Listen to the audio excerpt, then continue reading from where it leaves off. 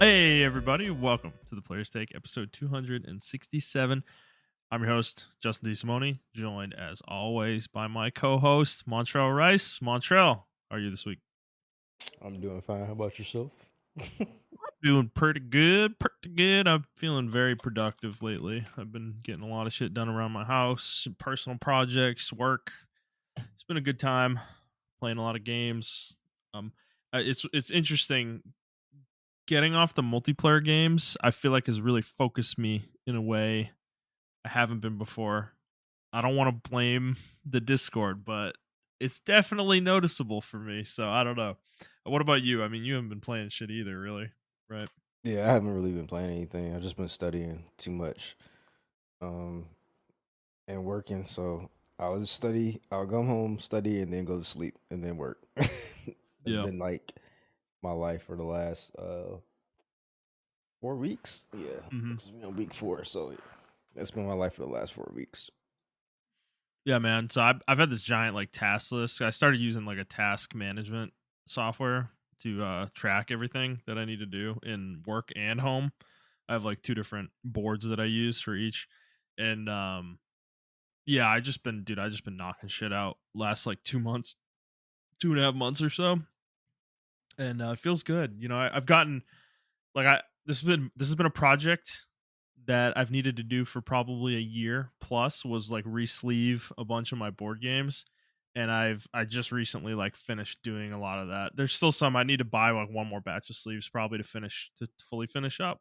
But dude, it's just like it's such a fucking weight off my shoulders. Like I just feel like I've been letting these things pile up for a while now, and I just like I needed to get through so much shit, and I'm working through it all. I'm still working through stuff, but it feels good to like check these boxes basically of shit you're getting done. So I'm not distracted by League anymore. No more League distracting me. World of Warcraft, none of that bullshit. I'm getting the shit I That's need to get funny. done, and then I play Unicorn Overlord at night. That's what I. That's what I've been doing. That's funny because all I've been playing. I even stopped playing Rise of the Ronin. I stopped Mhm. playing that. I don't know. I can focus a little bit more when I play multiplayer games. So like I play like a game or two. I study and then I allow myself like an hour or two of free time. Mhm. And then in those hour or two I play like League of Legends. So I haven't been playing League. Um I started back playing League and yeah, I only play like maybe 2 or 3 games, if that, a day, and then I go back to studying or something like that. Um Okay. I don't know I don't know how to explain it. It helps you focus because you got Yeah. to Yeah. stimulate. You have to use your fucking brain and shit to play that fucking game. Well, Um, I can it's kind of see hard. it. I can see it if you're what you're doing. If you're doing what you're doing, where you're playing two games maybe or Mm, three at most, where I could see how that would actually focus you because League is definitely a game that like requires full concentration. There's no like the wife coming in saying like honey get out, like I don't I'm busy right now. I got to focus. That's kind of where League like how League is. A very bad game when you have children. But yeah. so I can see how that works if you're playing like 2 to 3 games a night because the problem is this is what we would do with our friend group is we're playing 5, 6, 7 games in an evening, and by the sixth and seventh game I'm not even sure you're like fully fucking conscious anymore by that point because your brain is just melted from playing that much League at once. hmm Um so I can see how it's almost like a power nap in a weird way where it like stimulates your brain and kind of gets you in the fucking like in the right headspace to focus. um Yeah, it is. It's weird. I see why people like during college used to play it. I mean, some people got addicted to it, but then some people played it for like an hour or two, and then they jump right back into studying because you get tired of it, uh, and then you just want to, unless you're on like a win streak. But yeah, you get tired of it or whatever, and then you just go back to studying, and that's what I usually do. And on top of that, like I still want to finish Rise of the Ronin, but I don't want to start another single player game. So I've been mm, trying to think what I should do to like stimulate my brain because when I'm playing Rise of the Ronin, like no offense to it, it's like kind of a brain dead game. The story isn't really all that. hmm Um, the combat's okay, but yeah. it still takes a while to unlock like the best parts of the combat. So like you're not playing the best aspects of the game, which I actually don't like about the game. I Yeah. don't like that I had to play like 60, 70 hours into the game to unlock everything, Wow. to like everything that the combat has to offer, in my What the opinion. hell? Yeah. Um, Now if you just blow through the main story and don't do none of the side content, then maybe that's what I should do. But even still, some of the side content unlocks, different parts of your Mhm. martial arts and martial arts abilities and stuff like that. So it's like it's kind of like you have to indulge and you have to explore around, especially if you're just doing it like there's like not enough content online because I don't really think this is a popular game like that. So it's like not enough content online for me to be like, all right, what's the guide to how to get this or whatever. I just gotta kind of figure it out. Mhm. So um Interesting. Very old yeah, school. it's just it's really like I said, I don't mind it, but it's just like the story is not good. It's not like a Neo. It's like I really just think they should have just went back to mission based structure for this game, Mm. or whatever the Well, case may be. Um, I was gonna ask you about this. So, because I've been hearing people talk about Res of the Ronin some more in the last week or so, and do you feel like because there's definitely like Sony funded this game okay. in a major way, where that was not true for Neo or Neo Two, as far as I know. Hmm. As much as those were exclusives with PlayStation, there wasn't there wasn't that backing behind it the same way with Sony. So I feel like Sony wanted something specific, and that's Team Ninja's kind of giving it to them. This feels like almost like an interstitial game between the two Ghost of Tsushima games, like Ghost of Tsushima 1 that came out in 2020, and then whenever the next one's coming. But do you feel like this is like a is this the beginning of something for Team Ninja, or do you feel like this is a one off? That's a good question. Honestly, I'm hoping it's a one off. This is not. This is probably the worst of the three games they made so far in this echelon of like their in this current version of Team Ninja. This is probably the worst. Like because I mean you have Neo, you got Wulong, and you have Rise of the Ronin. If they made another game, oh Stranger in Paradise. This is the worst of all of those games in my opinion. Uh, Yeah. I feel like they made it's kind of hard to explain. I really just I want you to play the game and see how you feel about it. But like it's Hmm. like it starts off really good because you can see the potential, right? And you're like, oh my god, all these potentials and everything like that.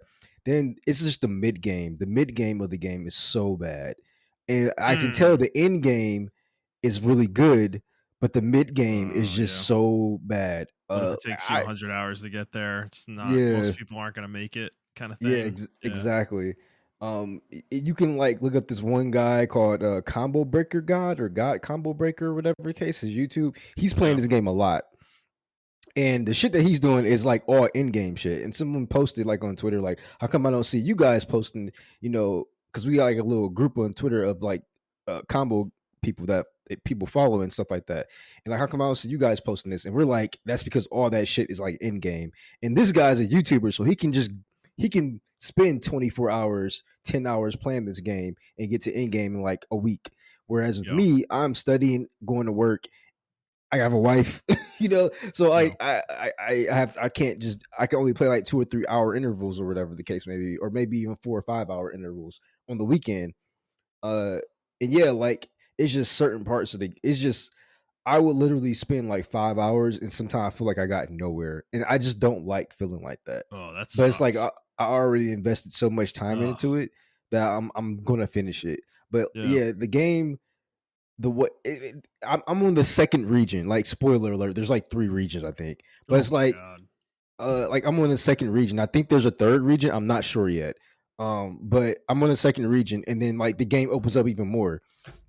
So it's like I'm like now you have to take into account like the factions you're playing against and your decisions or whatever. But then they give you a mechanic to go back and then redo your. You can go down another timeline and redo your decisions or whatever the case may Oh be. So fuck, man. you can play the game like you can Oh. play the game within the game. You can go back and then just do redo your whole shit or Mhm. whatever the case may be, and you will still retain the choices that you made with the other shit.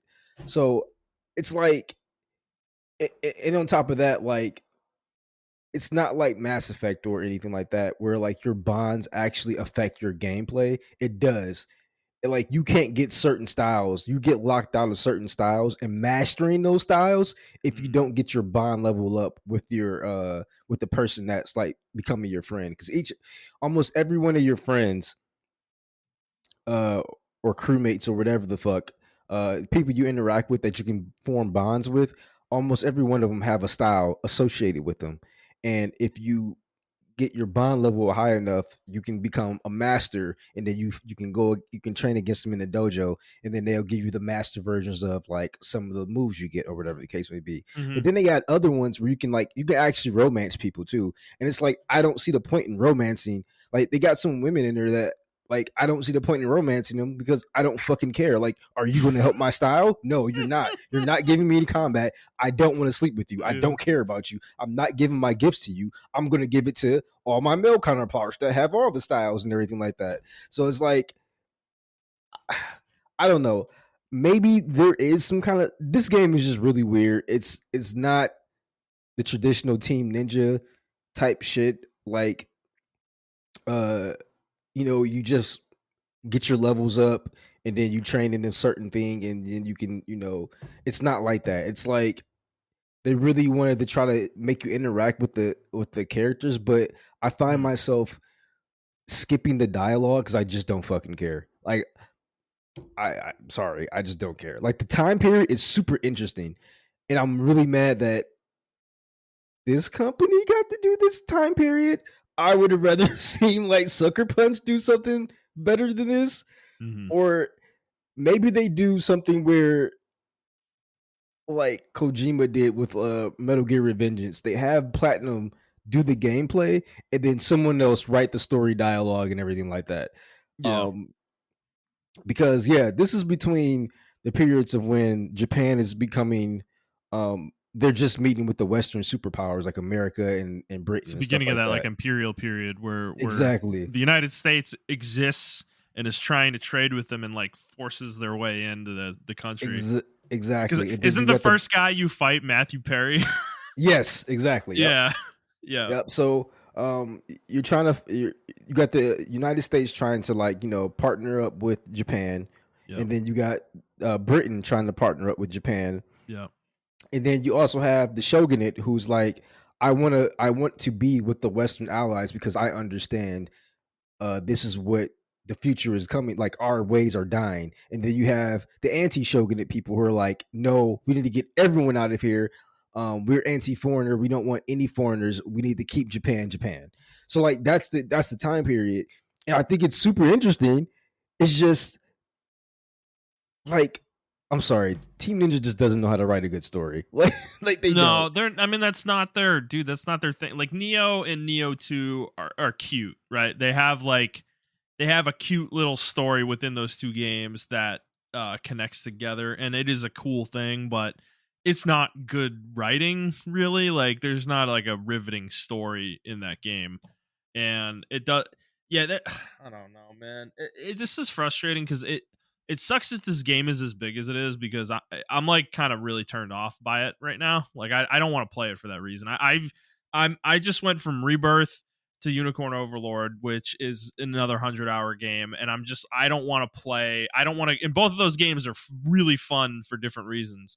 And I don't Yeah. want to now go to a third game that's 100 hours that I'm just like I'm gonna end up in the same spot you are, where it's like really frustrating and not fun. The So if I'm combat's really fun. It's just yeah.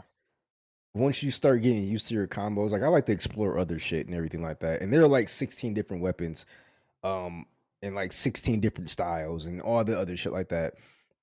So the game is trying to encourage you to explore Mhm, those, but it's like mhm. once I get locked into like two or three weapons that I like, those are the weapons I'm going to play with. And maybe I should play with other weapons, but it's like I don't really like those styles of weapons, so Yeah. don't lock me into those. I don't know, man. It's a hard game to try to explain because the combat's really fun. Um, also, like I already complained about it. I think they made a huge mistake trying to accommodate with difficulty levels. The parry windows are just very inconsistent. Um, I'm like I said, I'm playing on Twilight, and it's just it was almost it's the same thing that we encountered with Jedi Fallen Order. Remember how we were complaining about that? With the parry windows were kind of weird in that Mm. game, Mhm. and Yeah. I'm getting the same feeling with this game. Like, and there have been people on Reddit talking about it, and I think it's a hotly debated topic within the Rise of the Ronin community. To be honest with you, that people are like, if you even say like the parry windows are crazy, people are like get good, but then there are other people like the parry windows are fucking crazy, and they're like, yeah, I think it is pretty kind of crazy, and it just it's a lot. I I This is I so think weird though, because dude, this is, as far as I understand, this is the Neo team that made this game. Like, what I I happened? I don't know, man. That's why I really want you to play it, and maybe I'm going crazy because when I was playing Wulong, right, the parry Yeah. windows are very like generous, and I don't need a very generous parry window. I just need it to make fucking sense, and it doesn't make sense. When you're playing like normal mode, like dust mode or normal mode, it makes sense because the parry window is forgiving. But when you're playing Twilight and Midlight, it there have been times where I've literally waited for the person to hit me. I would do it. I know it's coming, and they'll still hit me. Or there have been times where I done it. I know I did it way too early, and I parried them. And I'm like, bro, what is this? Like, how can Yeah. I parry it? And I just don't like and I don't like how they're encouraging to parry and combo at the same time, which is okay. I would do that if you gave me a consistent parry window. Like they want you to combo and they nerf key pulsing because for the sake of parrying, because you get all your key pulse gauge back to key pulse again when you parry. So it's like they want you to do all this stuff, but then your parry windows are inconsistent on top of that. So Yeah. and then like you can hit a enemy for like a couple of hits, and then they'll just start tanking your shit. When they're like, "Oh, well, I'm about to attack now," and it's like I'm in the middle of a combo, bro. What are you doing? And they're like, "Nope, It's my turn to attack," and it's like, okay, whatever. I don't know. I, I think this game should have been in the oven a little bit more. I actually just like put it down because it was frustrating me so much because it's like I'm not bad at video games. So what the fuck is really going on? Um and I keep telling myself I just need to get good. And it's like, but I'm not bad at video games though. Like Maybe I you're getting know how to old, play this. Montreal. Maybe this is your No, moment. You're getting no, old. man. You're the break point's You happening. know what? I thought it was that, and then I went back and played Wulong for about 5 hours, and I started blasting through that game. So it's like it's not me; it's the fucking game. Like, and then other people have been saying like, yeah, the parry windows they need to nerf that shit, or not nerf it, but they need to fix it.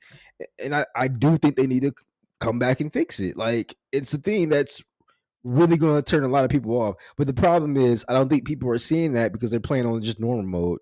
But if you're playing on Twilight, it's fucking terrible. Like, and I don't want to play on normal mode because it's too fucking easy. So when I'm playing normal mode, I can blast through the game. And maybe I should just do that just to get the fucking game over with. But I feel like I'm not going to get the full advantage, the full offering of what the game has to Hmm. give. Yeah. But at this point, I think I just might do that. Like, I don't know, man. Like, it's Yeah, not it even a sounds like game. you need to, man. There's other games. There's Yeah, probably better games to go play right now. yeah. I Because mean, I was like, Dragon's Dogma 2 is just waiting for you. yeah, I don't even know if I want to play that. To be honest with you, man, like I don't think I Yeah. want to touch a big game for a while. I just want to play something like pretty straightforward. I don't even know, and there's like not really too many games that are like super straightforward like that, like a 30-hour Well, game or something everything like is that. huge right now. Even if you want to go backwards, like Persona's gigantic. Fuck, you get Dragon's Dogma 2 is huge. I mean, I guess Stellar Blade coming up. That one's supposedly like manageable, 30 hours maybe. Um, yeah, and like I said, Unicorn Overlord's gigantic. Like that is not a. I will say it is a cozy game. It's pretty once you understand how to play it. Like it's not hard, so it's just it's a pretty chill game to play. But um, I don't know. It is a really large game though. It has a ton of content in it. So um, yeah, I don't know. I don't know what else you could play right now. Even if you want to go back to last year, I mean, what do you got? Like Baldur's Gate 3, Phantom Liberty. I Uh, mean, these are huge. These are gigantic games. Tears of the Kingdom. Neither of us ever play. That's another huge. It's just like every game is huge right now. Like every fucking game is massive. You know, Yeah, I was I think actually that's thinking about going to. I want to go back and play Final Fantasy 13, but even that game's pretty fucking huge too. yeah, Well, I don't know. That's a probably around 50 to 30 to 50 hours. something like But that. I was gonna play that and play because I was listening to the soundtrack at 13. I'm like, man, this battle music really fucking good. And I was like, man, maybe I should go back and play that because I can play it on backwards compatible on the Xbox. So I might do that. Um, I mean, I have what you call it as well. Uh, Dragon's Dogma 2. I might play that if I get sucked into that game. Just play that pretty straightforward. Um, I heard I the don't know. performance is pretty poor on consoles, though. It is kind of getting me a little wary of it. I don't know if I should just play it on PC or what with that one. I heard it's bad on PC. Yeah, I know. I know. I've heard the performance is pretty bad across the board on that one. Yeah, So yeah. I guess that does bring me to an interesting topic. I don't know. I'll ask you.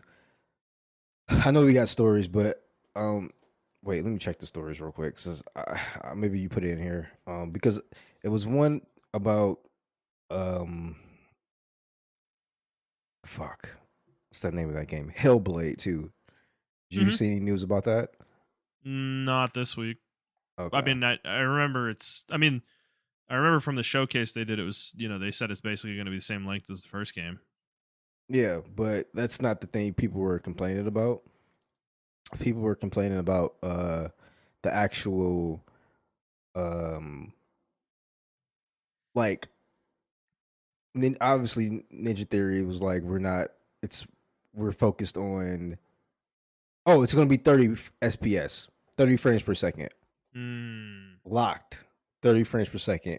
gotcha. No ability to do performance versus Yeah. fidelity. And I kind of got into a little debate in my group chat about it because my group chat is full of game developers. Mm, So, um, it's only me and one other guy in the group chat who are like straight normies. consumer slash gamers, but everyone else is developers in the group chat. And so somebody actually quoted the tweet, or not quoted the tweet, but quoted the quote that you said that well, only 30%, 70% of 70% of gamers play in fidelity mode when they were playing God of War 3, or not God of War 3, but God of War 2 Ragnarok. And he got because he was talking to one of the Sony the people hmm or whatever. I think it was Corey actually. I think he was talking to Corey, and Corey said something like that. Um, I don't know. But he said that yeah, they got the data because I looked it up. I tried to look it up and I couldn't find it anywhere. But apparently like it's like an internal thing or whatever. Well, not internal where you're gonna get fucking fired for NDA or whatever, but like it's passed around the office. Um Well, wasn't it part of the Insomniac league? Maybe no. I don't. Never mind. I thought it was something yeah, else. I don't remember. Yeah. But he did say that. So I was like, okay, cool. But like the industry, but then he also said too, right, that apparently Sony was like, "Hey, we want players to have the option of, excuse me, have the option of doing performance and verse fidelity." Because the game was already finished and it was going to be fully fidelity locked at 30 frames. Like it wasn't going to go that performance mode shit wasn't going to happen, and they wanted that inserted in there or whatever. So apparently it's a Sony thing. So which leads me to believe that this is an industry thing that maybe publishers are pushing and developers really don't want that. Because probably the developers do see the data that majority of players are playing in fidelity mode, which I don't mind. Mm, Right, I don't mind. I like playing in 60 frames per second. I think action games should be playing at 60 frames per second. But then they were trying to debate me, yeah. saying that not every game needs to be the standard is 30, and I'm like, when has the standard ever been 30? The standard was only 30 because our Well, it was consoles. technical limit. It was a technical limitation thing. Thank you. Yeah, that's why I told him. I was like, it's a Yeah. technical limitation of I mean, like it's a the technical limitation now. Like they're like. I think this is just rationalizing what people like. If developers feel that way, they're just rationalizing, right? In a perfect world, if you had if performance and technical specs were not an issue, you would run your game at 60 frames per second. Everybody would. Like it's objectively better. Like there's no Well, so like it's like that's not a debatable thing, like to me. okay, so but Justin, listen to this, right? So Yeah, yeah. the news came out for Hellblade Oh, 2, no. and they say that this is a cinematic experience, and this is Yeah. a artistic choice they chose to lock it at 30 frames per second. Yeah. And that's what they're arguing me about, right? They're like, this is their choice, it's their game, they should be able to do what they want. And I'm like, I 100% agree with you. The thing that throws that out the water is it's 60 frames per second, and it's not locked on PC because this game's coming to PC as Of well. course, it's gonna run it above 30 at PC. So it's not locked on PC. So I was like, if it's an artistic choice, you would lock it on PC, like regardless of how you feel about the situation, or regardless of what well, your PC can do, you would yeah, lock it on that console because you're like, this is an artistic choice, and we want our vision to be uniform across everything. So in my opinion, that kind of throws the artistic thing out the window because it's like, just say the console can't do it. Like, or say we don't want to do it, right. right? They don't want to sacrifice like texture quality or certain aspects of the game that require a heavy amount of resources. They don't want to sacrifice those things to get to 60 frames. Like that's what they're saying on console, right? Yeah.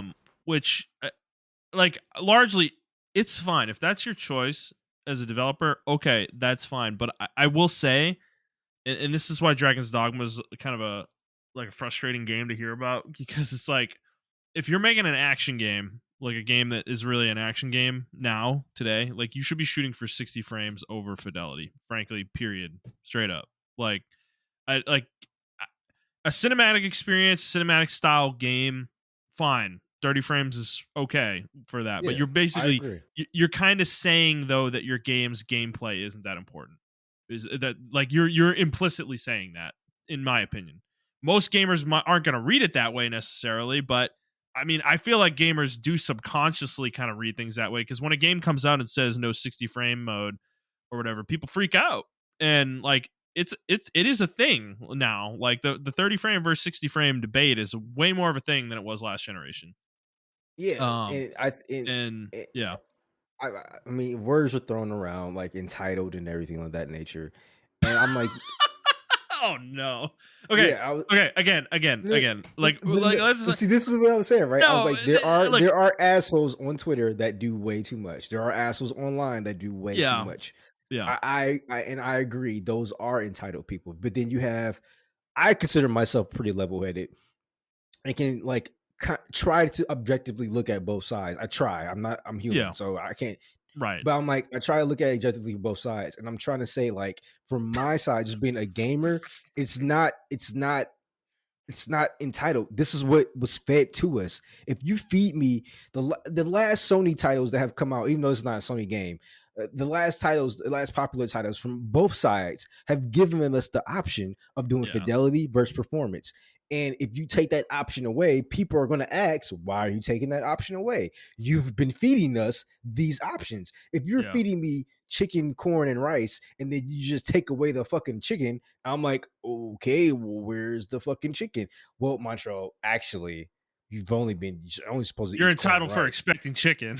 Yeah, exactly. Like, you're entitled for expecting chicken. It's So like, okay, dude. Like I appreciate the developer perspective. I appreciate your friends and your group chat. Everybody, like, I love developers. Okay, I love video game developers. And I say the same trust me, thing.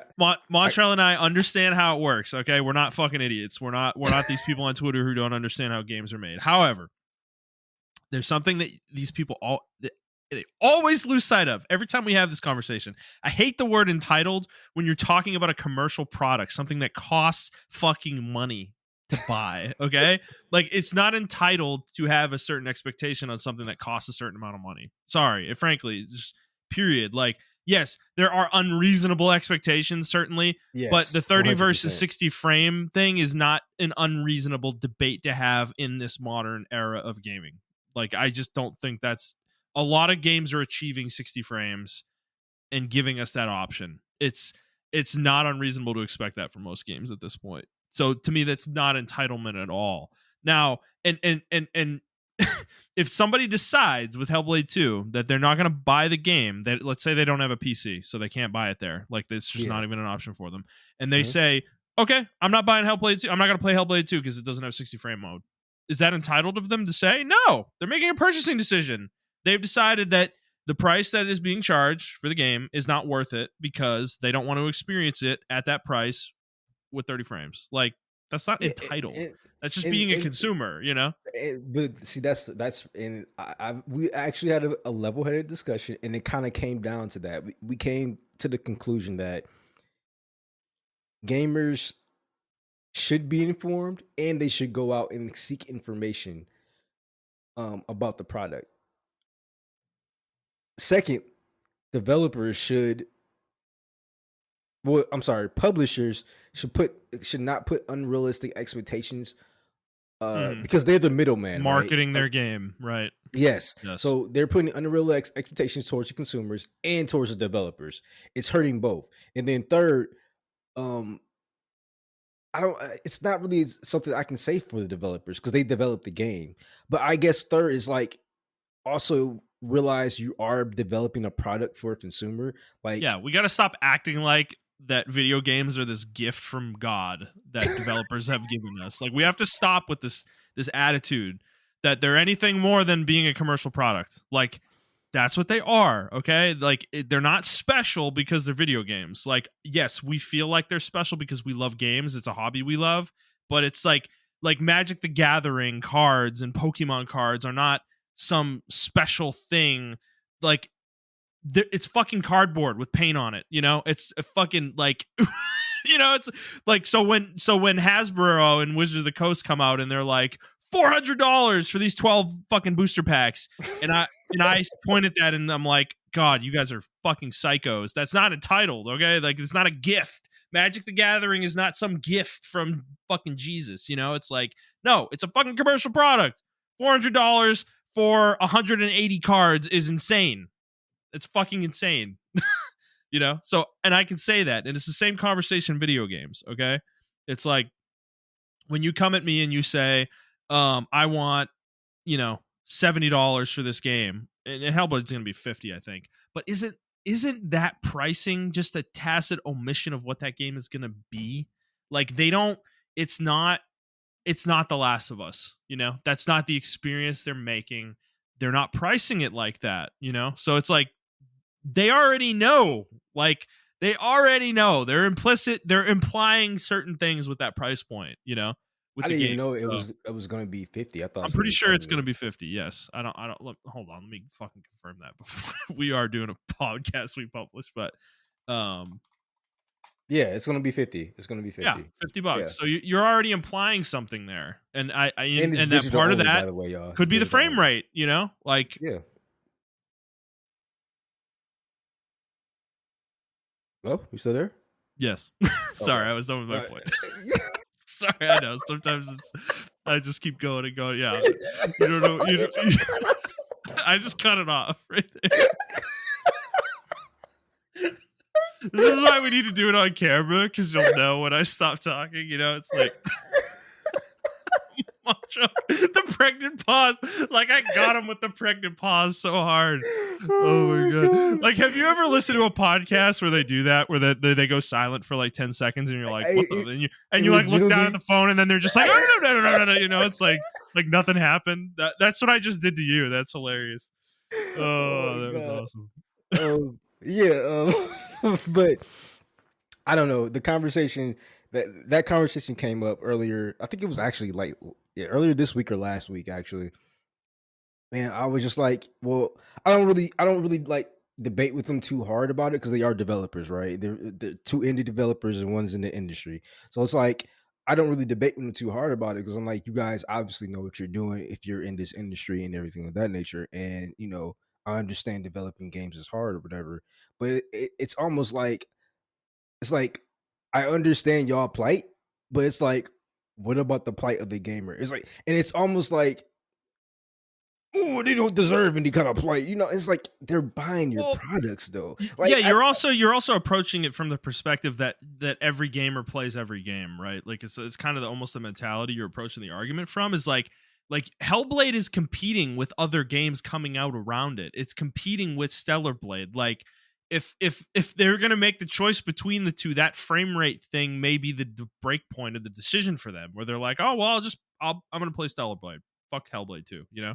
Well, And maybe I they get also back to it, think maybe they don't. You know, it's I like, also think like the marketing for Hellblade and the way Hellblade's perceived is totally wrong. Because Hellblade itself is like a puzzle. It's like almost like a puzzle game with action game elements, and that's yeah. how I approach it. Right, and it's telling the story, and I like the story in Hellblade One, and I know what Hellblade Two is going to be. And when I saw what they were doing, I was just like, okay, so they're not. I thought the way what they did with Hellblade One was because budget limitations or whatever, and it's like, no, this is what we're That's their trying to actually, vision. Yeah. that's their vision. So now that I understand there's just not going to be more crazy combat or anything like that, I can fully go into it thinking, okay, this is probably going to be the same kind of psychosis puzzle game that we had in the first game, with like upgraded stuff and probably some more things to freak you out while you're doing the puzzles and doing some little fighting and everything of that nature. And that's what the appeal of Hellblade was, in my opinion. Hmm. um um I think the problem is, I want to say Xbox is putting too much pressure on this game. Um, I because think the they've the tried to be very clear though what the game is. I don't think they're not misrepresenting the game okay, with the I don't know. price and the way the studio talked about it in the thing at the beginning of the Xbox event that happened. Yeah, I don't think they're misrepresenting what the game is. Like I think they're very clear that it's similar in scope to the first game. Like, don't expect this crazy deep yeah, like combat system. You know, there aren't going to be fucking skill trees or whatever like fucking crazy shit in there. You know, they're not blowing the game out. You know, and they're making a I very actually similar game. I respect them for that. It, it's just like 7 years though. Like that's the thing. I'm No, like, I know. Yeah, no, yeah, you know, for sure, totally. There's but definitely questions there. There are questions there. yeah, Yeah, and but but I like I said, I respect both sides, and I don't know, I respect um having that conversation with them or whatever, because I didn't even know about that perspective from a developer, that a lot of the times it's the publishers, or the people overhead who are pushing that performance thing, or whatever the case may be. I thought that was something they were just doing because the console can do it, you know what I'm saying? um so I don't know. For me, I don't really care. I mean, I do care. I would prefer my games to be at 60 frames, my action games rather, to be at 60 frames. If it's games like The mhm, Last of Us, or yeah. Resident Evil or something like that, I don't need to be at 60 frames. I can play those games perfectly at 30 frames or whatever. But like Well, it a also Devil May Cry, depends on the speed of the player movement. You know, yeah, exactly. because if you're Last of Us is a good example, right? You're never really running that fast or moving that fast in that game, so the lower frame rate doesn't necessarily, it's not as noticeable sometimes. Mhm. But if you're playing fucking, near or like Devil May Cry or something like that, like there's a little bit more movement going on there. Yeah, you And want you'll you certainly want that notice it. 60 frames, yeah. Yes. So I don't know. It was just a wild thing, like, because some people, someone's like, well, 30 frames is the standard, and I'm just like, I guess, yeah, 30 frames is not the standard though. That is a fallacy. That is like 60 has become the standard. It's whether you can reach it or not. And most developers are choosing to do a fidelity mode and a performance mode. That's how they're handling it. But 60 I think is it, as much as that statistic is true, the like 70 or 80% of people play on fidelity mode. Um we've seen the controversies when a game comes out and it doesn't have 60 frame mode many times. So there's definitely a very vocal group of core gamers who are that's very important to them. yeah, yeah, Um so I don't know. I think it's silly to not give the option for Hellblade 2. Like what I'd almost need them to explain it. Like this is why I wish developers, there was more candid conversation that happens with developers, because we don't get the opportunity to ask them these questions. Like, our media does not do this for us. Like, somebody should be asking them why. Like, don't just tell me the artistic vision. What about the artistic vision is requiring you to do 30 frames only? Like, what is it specifically that is important to you? Like, Is it specifically like the quality of the textures, the amount of shit happening in the game on screen at once? You don't want to have to reduce the quality of that stuff in order to, to hit that 60 frame. Like, what is it? Like, why is that important to your artistic vision? And it's like no one asked that question though. It's just, whatever. So we're never gonna know. We're just here. We just get to speculate ultimately. So all right, Montrell. I never even did the intro. We just went fucking right into it, man, this week. Okay. So, hi everybody. Welcome to the Player's Take. This is our weekly show where we talk about video games, video game news, and other topics pertaining to video games. We post at 6 a.m. Central Time on Fridays on Apple Podcasts, Spotify, Stitcher, and YouTube Music. I can't fucking hate it. If you want to send us questions, you can do so on Twitter at The Player's Take, or you can send us an email to theplayerstake01@gmail.com. No, I almost said Google Podcast because it's just so ingrained in my brain after doing that for like 4 or 5 years straight. Like I hate it. They've ruined it for me. All right, Montreal. So I did want to talk to you real quick. The Fallout show came out today. It is streaming. It is not being released weekly. It's just fully out, I believe, the whole thing. Do you plan on watching this? Yeah, I heard good reviews about it. Yeah, same. Like very good reviews about it. So, and it's the same guy who made Westworld. So, this is a little bit this is almost right up his alley. I think it's from the same producers who made Westworld. So, yeah, I'm gonna give it a shot. I mean, I was even impressed with the trailer. Like, I was impressed with everything. And to hear that the show is actually, following up with the trailer and being good and everything of that nature, yeah, I think it takes place right either before or after Fallout 4. So it does take place on the East Coast, I believe. No, it's in California. Oh, it's in West Coast, California. I actually. thought it was in the on the East Coast. All right. Yeah, the Brotherhood of Steel is a very big component of the show, I believe. Oh my god, bro. Yeah, they're gonna continue to bastardize the. That's not even the so people were upset that there's one scene apparently I don't know where like before they went into battle or whatever, like the priest came out and blessed them, and he's like, "What is this about? This is not the Brotherhood of Steel." I'm like, "You never play the game. You either never play the games, never read the lore, or the Brotherhood of Steel, or anything. They are a religious group. They are. I mean, they preserve technology, but they are at its core a religious group as well. I mean, just from the way they talk and everything. If you play New Vegas, they actually had that. That's the actual Brotherhood of Steel, not the Fallout 3 version or Fallout 4 version of Brotherhood of Steel. That's like a whole.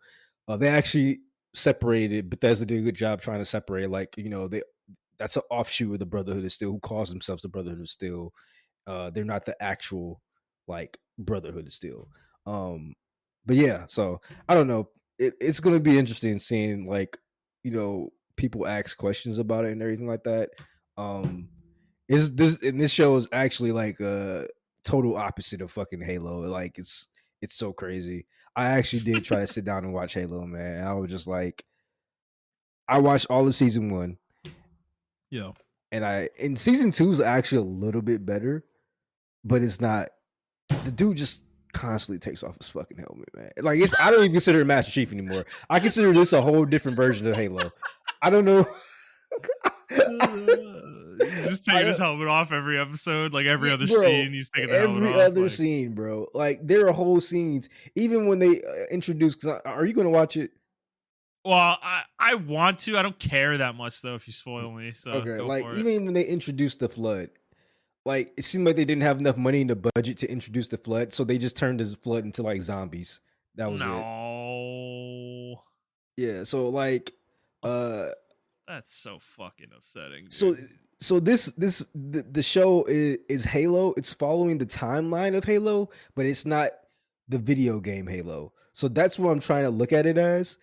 But boy, is it hard. Like, man, like that love scene, that love triangle thing they had going on with Master Chief and the woman possessed by the prophets. I don't fucking know. I still don't.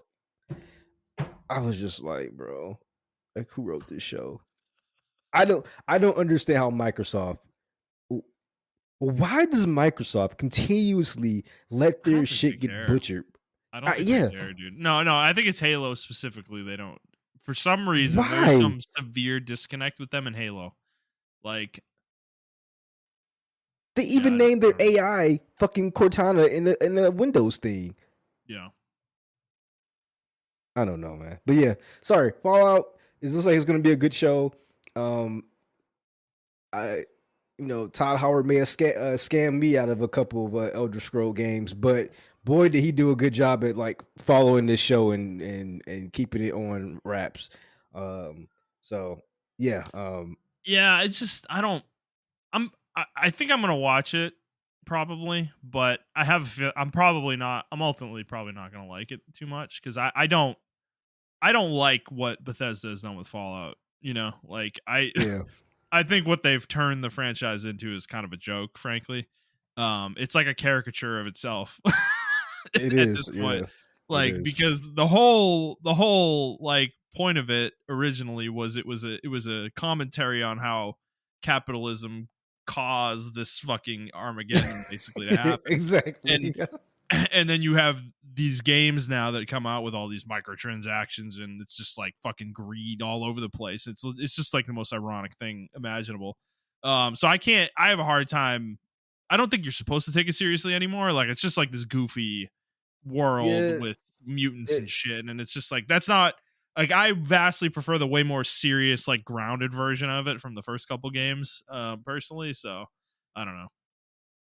I agree with you. I prefer Fallout, 1, 2, Tactics, Mhm. Brotherhood of Steel, and Fallout New Vegas, um, to like, the other Fallouts or whatever the case may be. Um, because they were more grounded and they were trying to keep, especially New Vegas. New Vegas was trying to keep that the satire alive and making the whole capitalism stand, especially with Vegas being a forefront Yeah. of it. They were trying to make Yeah. that statement and you know show what people the lengths that people went through to protect just New Vegas and stuff like that because of what it stood for, um as far as like the capitalist eye or whatever the case may be. But also like the writing was just really good in New Vegas, man. Like I don't know, 200 or 300 years later in the future, you know, they pronounce Caesar as Kaiser because no one was around to tell them that it's pronounced Caesar. So Yeah. everyone just says Kaiser now. So I felt that like shit like that is like really fucking cool to me. Um, and yeah, like even this show gives me the Fallout 4 vibes of what's going on. And Mhm. like Fallout has always had that funny satirical side to it, but I think this guy, the Westworld guy, is trying to nail the capitalist side of it as well. I don't know. Mhm. I had to watch the show though, because he does a really. If you watch Westworld, he does a really good job with that show. Um, Yeah. Well, so the first season. yeah, the first season. I'm sorry. Yeah, there's more seasons than that, and it goes completely off the rails. Oh I mean, man, doesn't everything? They just don't know how to end shit when they need to dude, do. they should have just done the one season. Like seriously, like I no, it's such a great example of like yeah, just the season one of Westworld is incredible. Like it's a perfect season of television. And then season two of Westworld completely like loses the plot. And like, I don't even know what. And by the time you get to season three, it's like a completely different show. It's just like, why are we even here? What are we doing? Like, there's like, dude, season three, I don't know. I don't want to spoil it for people, but I don't even know if I give a shit. It's so stupid. Like season one of Westworld is about a fake world, that has been created commercially as like a theme park, right? Yeah, Um, and it's like the Wild West. Season three of Westworld literally takes place in the real world, and it's completely it's so fucking boring. Like I couldn't even finish it the season. I stopped midway it through it. And I just was like, it I did don't. remind me of like Assassin's Creed, not the worlds or anything like that, but like how Mhm. the whole point of Assassin's Creed was to be in the Animus. You're following Desmond's fucking biological assassin family, ancestors, Yeah. and then by like 3 he dies. Spoiler alert, y'all. 3 he dies, and it's like, why are we still doing this again? It's like, yeah, we're Yeah. just gonna take we still have his memories in the fucking fragments, Oh and my you're god. just a random user, like, and it's literally in it follows all the shit in like 4, right? Black Flag, even though I love Black Flag. Yeah, the animus sections where you're like out of the animus, you're in first person view, and they're like, oh yeah, these are Desmond's like last things, and whatever, whatever. And it's like, bro, like, what are we doing? Oh, dude, by Like, the time you get to the current games too, like Odyssey is the last one I played, and I remember the setup for the Animus in that game was just these like two random people. I don't know who they were, what their significance was. They're just talking to each other, and they're just like, all right, we're gonna go to Greece now, and it's like, okay, okay, cool. And that was like the setup for it, and then you're in Greece, and like you're in the. It's just like why even?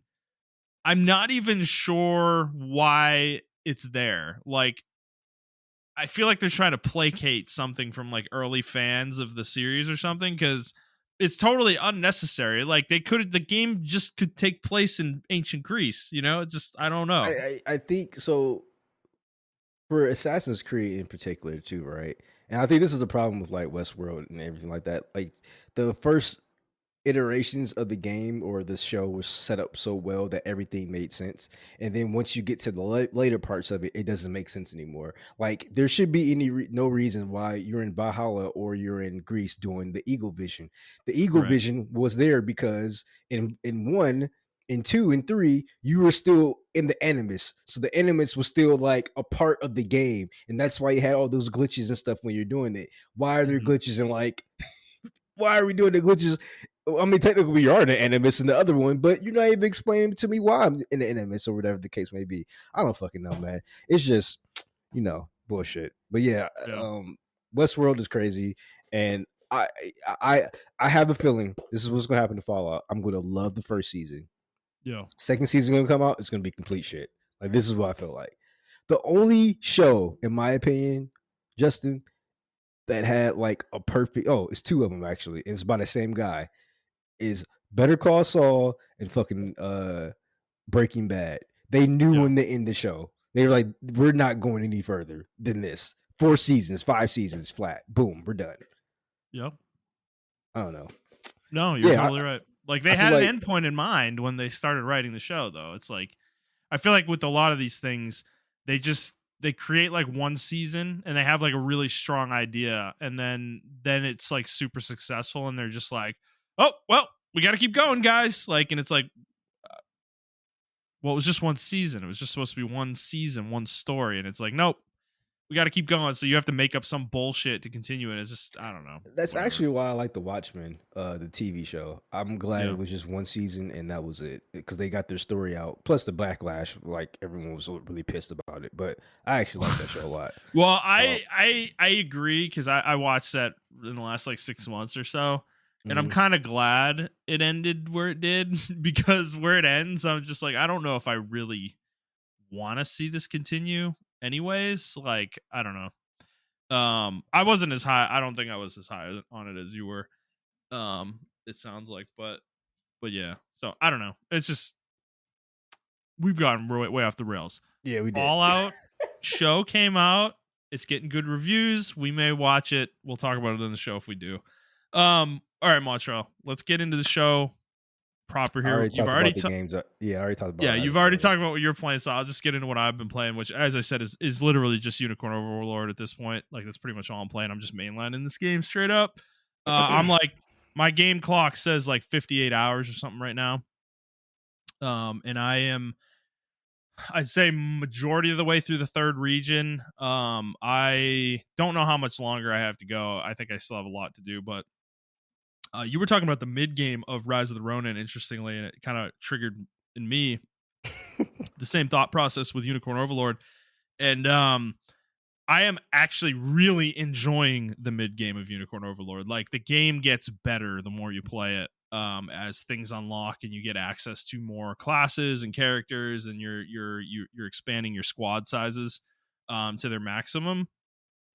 And it's really cool now to start kind of making full squads. Like I'm at the point where majority of my squads are full 5 member squads. I have like 3 or 4 I think that are still at 4, but it's really fun to now have them complete, have 5 characters, and I've kind of crafted like a strategy with that unit, with that specific unit of how they kind of work together and like kill enemies. And it's really playing out in a good way. Like I'm starting to have like really strong units that are just like they basically have the capability of killing anything the game throws at me, essentially. They have sustainability, they have, they have magic access, they have flyer killing access, like all this shit. And I've gotten really detailed with this game though, because the game is really, I said this before, but the game is like really deep, if you want it to be. And the whole gambit system that they have in this game is fucking awesome, dude. Like it is such a fucking cool thing in a tactics game to have. Because yeah, I have units like every unit I have basically has very strict conditions on when they use their skills and on who they use their skills on. And you only get to choose 2 conditions, but it mostly works out in such a way that you end up being able to kind of fully manipulate like when they use their skills. So like for instance, I'll say there's like, let's just say there's a character with like 4 skills, right? And the first skill costs like 2 ability points, and you don't want to use that one every time the battle happens, because then they don't do anything else. Like they'll just use that one skill and that's it. And I don't want that to happen. So I put a lot of those skills to only activate when they have 3 or more ability points, so that they can still do other things after using that skill. And then like the subsequent skills like might only target cavalry units, or might only target a row that's like got 3 members in it. If it has 2 or less, the skill won't get used. Shit like that. So it's very complicated and very detailed, but it is so fucking fun to like build these units out. And what I've been doing basically is kind of I basically built out a bunch of the units. I kind of redesigned some of them, moved some units between each other, like between the different squads, to kind of fill different needs I need in each squad. And then I'm kind of like going into a battle and kind of using it as a test bed, essentially, where I just like throw them at the enemy and see what happens. And I watch the combat, right?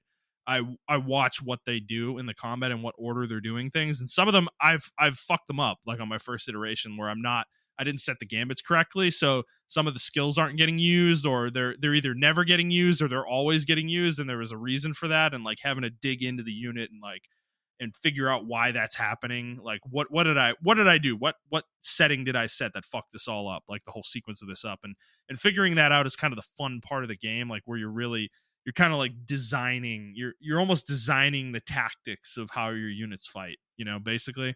And that's kind of where the game to me is really coming together and being like super fun for me. um the problem ultimately comes in is just how much content there is, because once you have this stuff set, you kind of don't need to touch it for a while. like like 10 hours, probably 10 or 20 hours at a time. I've gone without like majorly making edits to these things, and I've been kind of getting away with that. And then when you have to do it, you end up spending like 2 or 3 hours on it, which is what I did last night, actually. Finally, I spent like 2 or 3 hours just like modifying everything, and I'm literally not doing I'm not doing anything in the game. Like I'm not progressing the game at all, but I'm like just editing my units, making sure they all have the right equipment setups that I want, and the abilities are in the right order and have the right conditions on them and stuff. So I'm like kind of being a psycho with it. Like you don't have to do this in this game. This game is not hard, like that hard to kind of do this. I'm kind of doing it in such a way where I'm trying to like build out my units to the point that I can just completely fucking dominate everything I fight. Essentially is kind of the point I'm trying to get to with it. And it's been a lot of fun for me. So I will say the story has not gotten better at all. It is the same shit. Everybody's mind controlled and blah blah blah. I will say there was one side mission I did where um, the enemy leader was not mind controlled. Like he was willingly a part of the invasion force that like took over the continent. And there was a side story with him and one of the main characters where he had like killed her entire escort squad when the continent got took over, and she got away though. Like they all sacrificed themselves for her. Hmm. And it was like this was like the one time in the game so far where I've like encountered a story that the game's trying to tell that actually like resonated and was like really well told. It was pretty cool because she knew that this guy was the enemy commander when we walked up, and she fucking lost it. Like, she left on her own, and that's the mission. You like, she leaves by herself with like 3 of her bodyguards and goes out and tries to fight this guy by herself through his entire army, and you have to go save her when she's already part of your squad, by the way. Like, this is a controllable unit you've had for a while. But you lose control of her. She becomes like a green ally that you can't control. So you have to go save her and convince her to stop fucking like charging at this dude. And then, that's kind of the mission, and then you go fight the guy, and that's the end of it. But it was like a really cool, it's like the one time in the game so far where like the story and the actual mission are kind of combined together in such a way where it was like a really cool effect. It was a really well told moment. And it kind of sucks that it's like frustrating that the rest of the game isn't like this, because that like main story conceit of the mind control thing is just like, it just ruins every encounter you have, because you're fighting people who don't have control of their own, don't have their own agency. So it's just like, I don't know. It sucks because it's like, it shows that they're capable of writing that story in a good way, but they just didn't do it for most of the game. Um, so yeah, that was kind of a standout moment, actually. Interestingly, I did unlock something called the Coliseum in the game, where basically it's kind of like, any Coliseum in like a JRPG, where you kind of just fight battles in like a sequence, and you're kind of getting your rank up, and there's like a champion at the end you have to beat. This is kind of a major side quest in the game, but it's kind of cool in this game because you pit one of your squads against whatever the Coliseum has for the squad.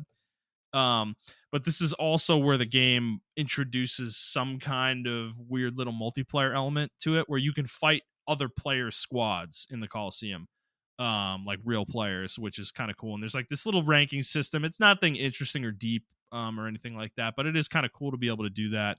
I will say it reminds me really heavily of mobile games, though, and like specifically like Fire Emblem Heroes, because that was one of the main modes in Fire Emblem Heroes, was the arena mode, where you would pit your little 4-character squad against another player's 4-character squad, and that was like kind of the whole game. And it's just like, that was the main thing most people did in the game, and the whole point of getting your characters powerful. And that, so it reminds me a lot of that, because you can only do 10 battles a day. There's like a limit. Against other players, you can only do 10, so you're not allowed to do more than that. So it definitely has that mobile game feel, which is weird. But it is a cool element to have in the game. I will say some of the later classes I've unlocked too in the third region. I've gotten, this is like the Elven region. They are very cool, the ones they're introducing. So it's not just like more human types of classes. You're getting these elf classes that most of them are hybrids, where they do physical and magical damage at the same time, which is a really cool concept in this game, actually. So there's some very cool classes you get in this third region that I'm enjoying a lot as well. I will say, though, the one other thing that's frustrating me with the game, though, is that I am very close to maxing out the number of units I can deploy, because you can only have 10 squads, and the max squad size is 5 units. That means you can only have 50 units active at a time in the game. But the game just, I'm already at that limit right now, and the game is just continuing to throw new characters at me constantly. And it's like, there's like a shitload of characters I'm not going to be able to use, like ever be able to deploy them. And it's just a little frustrating in that regard. I do kind of wish they let you make more squads than 10. That would have been nice, but I understand why they don't, because it would make the game easier, than it already is if they had done that. So I understand why they didn't do it, but it would be nice as some kind of like special unlock maybe that you could do, because I just hate the idea of having these characters that I'm never going to use. It frustrates me a lot, actually. It's something I don't like in a tactics game. It's like, I want to be able to use everybody. That's the whole point, for me. So yeah, the game is really good. Enjoying it a lot. I'm hoping to get through it, though. I've been playing it for about 2.5 weeks now, and I'm kind of hoping to get through it in the next week and a half or so. Like, I'm really trying to plow through this and finish it, because I do want to move on to like Dragon's Dogma or something else, from the early part of the year, and kind of move on to a different type of game. Because I do want to play Stellar Blade, so maybe that'll be the next thing I play. I'm not sure. We'll see. But yeah, fun game. All right, Montrell. let's move into the news. We don't have a lot to talk about this week. It's kind of a quiet week for the most part. But our first story was Saber Interactive CEO Matthew Karch came out and mentioned so that Saber just recently broke off from Embracer. And with that, they took the KOTOR remake with them. And he came out and said that the remake is alive and well. And this is the full quote. Quote, it's clear and it's obvious that we're working on this. It's been in the press numerous times. What I will say is that the game is alive and well, and we're dedicated to making sure we exceed consumer expectations, end quote. So that was very emphatic, passive aggressive. I think he's annoyed that people have speculated that this game is dead. There's been a lot of that speculation over the years. And I mean, what do you think? Do you think this game is going to come out still, even I with these you, comments? Like, you know what I think? I think he should just shut the fuck up about the game. I kind of agree. I Yeah. don't know who's asking about this game. I mean, no Well, it was one. in an IGN interview, so So IGN asked, or was it I think like? so. I think they So they asked him directly about it. Yeah. okay, okay, He got frustrated. yeah. Like, I'm with him. I'm with him. Like, I don't want to hear nothing else about this game until it comes out. Like, it needs to be like we're about to release it next month type shit. Like that's, that's where it needs to be at this point. I don't want to hear nothing about a Couture remake Very at Fallout all. style, yeah. Fallout Yeah, 4, where it's like it's coming out in 5 months, guys. Get ready. Here's the yeah. blowout. You know. I don't need to hear anything else about this game because Yeah. at this point it's approaching Duke Nukem levels. That's what it's approaching. Yeah. Like It's only been how 3 years since we saw it, though. Originally, isn't it so funny? It's like this project has been through so much in that short time frame. You know. Um, but I don't know, because yeah, I'm with you. I don't want to hear about this game again. I don't want to speculate about it. Like, dude, it's like it's probably not coming for another few years, if it's coming at all. And I mean, the fact that he says this, I mean, this is the CEO saying it, so clearly the game is being worked on. Like, he wouldn't fucking lie about that. I at least I feel like he wouldn't lie about that, especially not in this way. So I mean, clearly the game's being worked on. That's nice to know, but it's just like, it's just shut up. Just shut up and go away. Like, we don't need to hear about it. IGN, stop asking about it. Like, if it's like, fuck, dude, you know? These aren't the kind of questions. I don't know. This isn't what we should be fucking focused on. You know, it's like the game is in development. Let it fucking go. You know. Um. Yeah, I don't know. yeah, I agree. I actually love that this I saw this article get posted and I did love the reaction to it. People were just like me, they're like, I don't want to hear about it. I'm glad that gamers aren't really taking the shit anymore. And it's not even the CEO's fault. It's like IGN. IGN's trying to Yeah, get clicks. And it's like, yeah, pretty we don't much. care. We don't care Yeah, anymore. You know, I mean, they got our click. I clicked on the article link, and then obviously you did too. So it's like they got our clicks, but um, yeah, I mean, we don't need to hear any more about the game until it comes out. Like, it's a popular game. It's going to put unnecessary pressure on the team who's remaking the game. hmm It's already a lot of pressure on them right now for right. this game, you know? So, Yeah, yeah, I don't know, just leave it alone. yeah. No, I agree. I hope it's good. I hope it comes out. But until then, whatever. Just I don't want to hear about it. Pretty much. So, it's just a funny quote because he was so aggressive, you know. And he's just like, it's fucking clear and obvious we're working on the fucking game, you know. Like, shut the fuck up. Yeah, He's telling I'm with everybody to him. shut the fuck up too, you know. It's just yeah. Yeah, yeah, So I agree with him, man. Like, shut the yeah, fuck up about the game. Just let it come out. Let's yeah, do our thing, you know?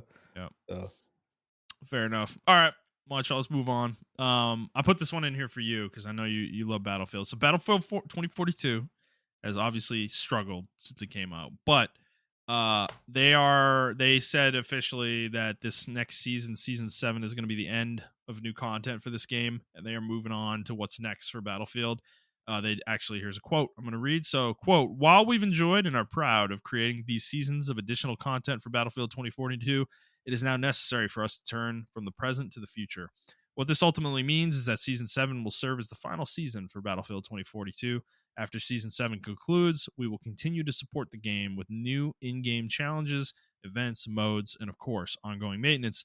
But we are moving away from delivering official seasons. End quote. So yeah, the game's winding down, but they're obviously, I'm sure they've been working on the next Battlefield game for a while now, but they're going in full throttle at this point. And I don't know, Montreal, you sad that this is ending? Do you not care? What do you feel about Battlefield at this point? Like, where are you at with this franchise? Bro, I haven't touched Battlefield since it came out, 2042. I tried to play it when they supposedly fixed everything, but the game is inherently just bad. So I'm actually glad it's coming to an end. But after this game, the way it came out, um, and this is like one of the most anticipated sequels to Battlefield. Well, I guess prequel rather to Battlefield 2082 or something like that. I forgot the futuristic version of this fucking game. Um, Wasn't it but just 2142? I don't think 2142. Yeah, you're right. There you go. Thank you. 2142. So it's a prequel to that game, or it's like in the kind of the same, stratosphere. Hmm. Um, but yeah, like I don't know, man. Like everyone loved 2142, and then to have this kind of have the same name as that, and then you butcher it so much with microtransactions, and it wasn't even a microtransaction to be honest with you. They tried to turn it into a hero shooter, and it's like that trend when this game came out, Hmm. the trend was already on a decline. The hero shooter trend was already on a decline, so no one wanted this.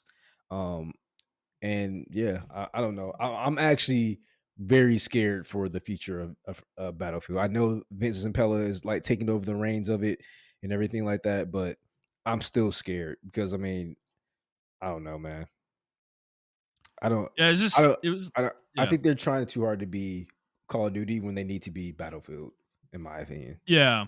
Yeah, it's just really disappointing because I remember when we saw that trailer at E3 for the game 3 years ago, how like hype it was. Like it just seems like such a fucking awesome idea. Like what they were going for at least like looks so awesome, and just to see the game come out and it just was so disappointing. I never even tried it, as Yeah, a result. And it I, was, I, I don't I know. think that's what really upset me because that trailer really connected to a lot of people because they were doing stuff in the trailer that actual players did.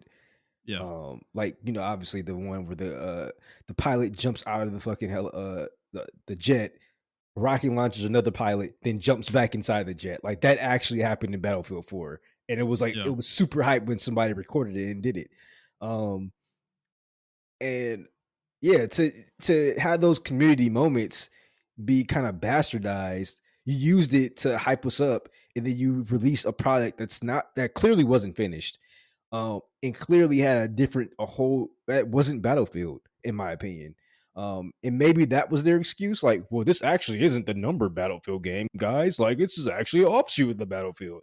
Maybe Yeah. that's the excuse they had, but 2142 wasn't like this, you know? Like, I don't know. There are still private servers that run 2042 right now Yeah. to this day. 2142 actually looks pretty fucking cool. Yeah. Like it's So from 2006, so it's pretty old. But yeah, yeah, I it mean, looks yeah, pretty cool, it's man. not cool to the Gen Zers, but for us, it's like fucking cool. Well, Uh there's like mechs and shit. Like it's yeah, fucking man. sick.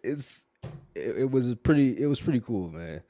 This was during that time too when like everyone was kind of experimenting with like the mech shit and everything like that.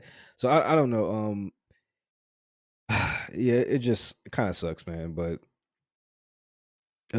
I'm hoping Dice gets it together for the next game. EA gives them enough time. What am I talking about? They're not going to give them enough fucking time. I mean, what am I I saying? would hope Vince would know that they need time though, and would actually be able to get it for him. No, man, they're not, bro. I mean, the one time they're never going to give time to anyone after Anthem. I think Anthem was like one of the first times they're like, hands off, guys. We're not doing shit. And yeah, then we got Anthem. You know what I'm Thanks, saying? Bioware. So yeah, thanks. Even though we liked Anthem.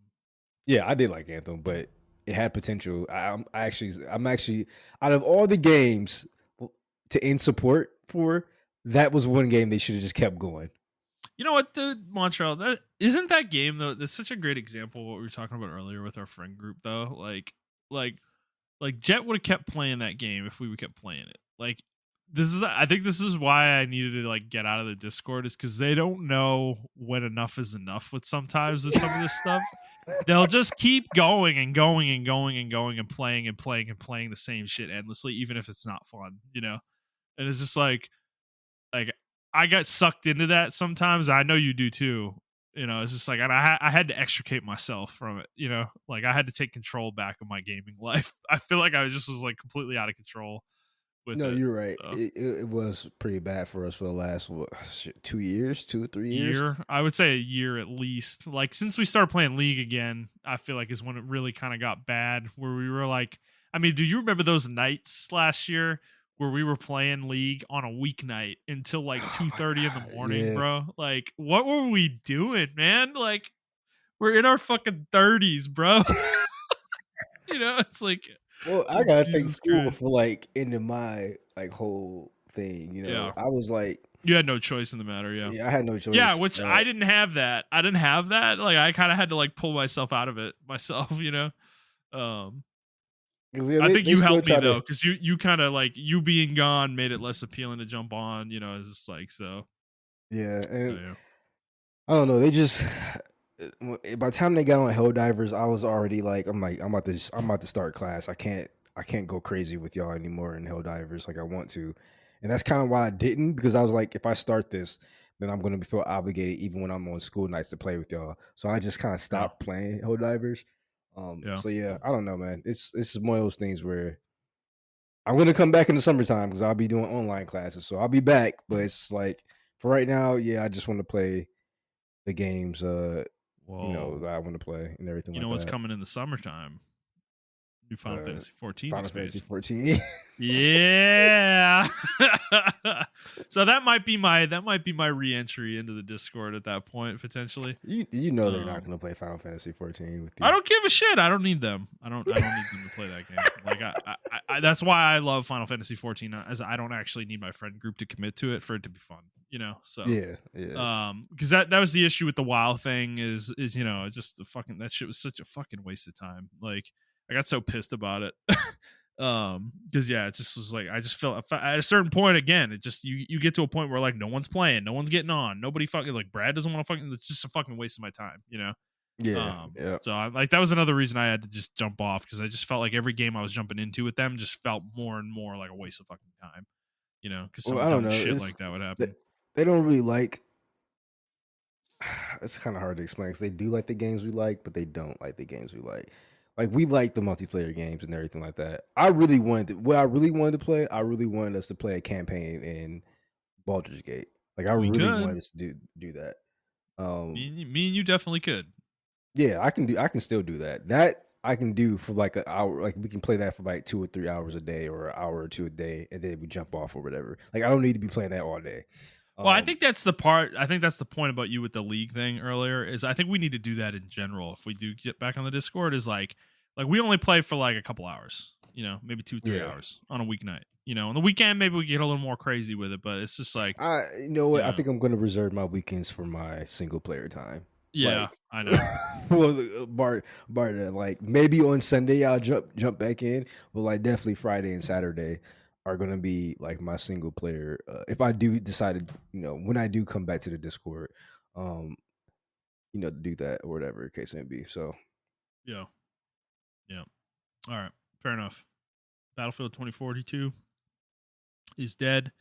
It never really lived, unfortunately. So all right, moving on to our final story is an announcement from the Dead Cells developer Evil Empire. They announced this week that they are making, and their new game that they're working on is a Prince of Persia game. It's called The Rogue, Prince of Persia.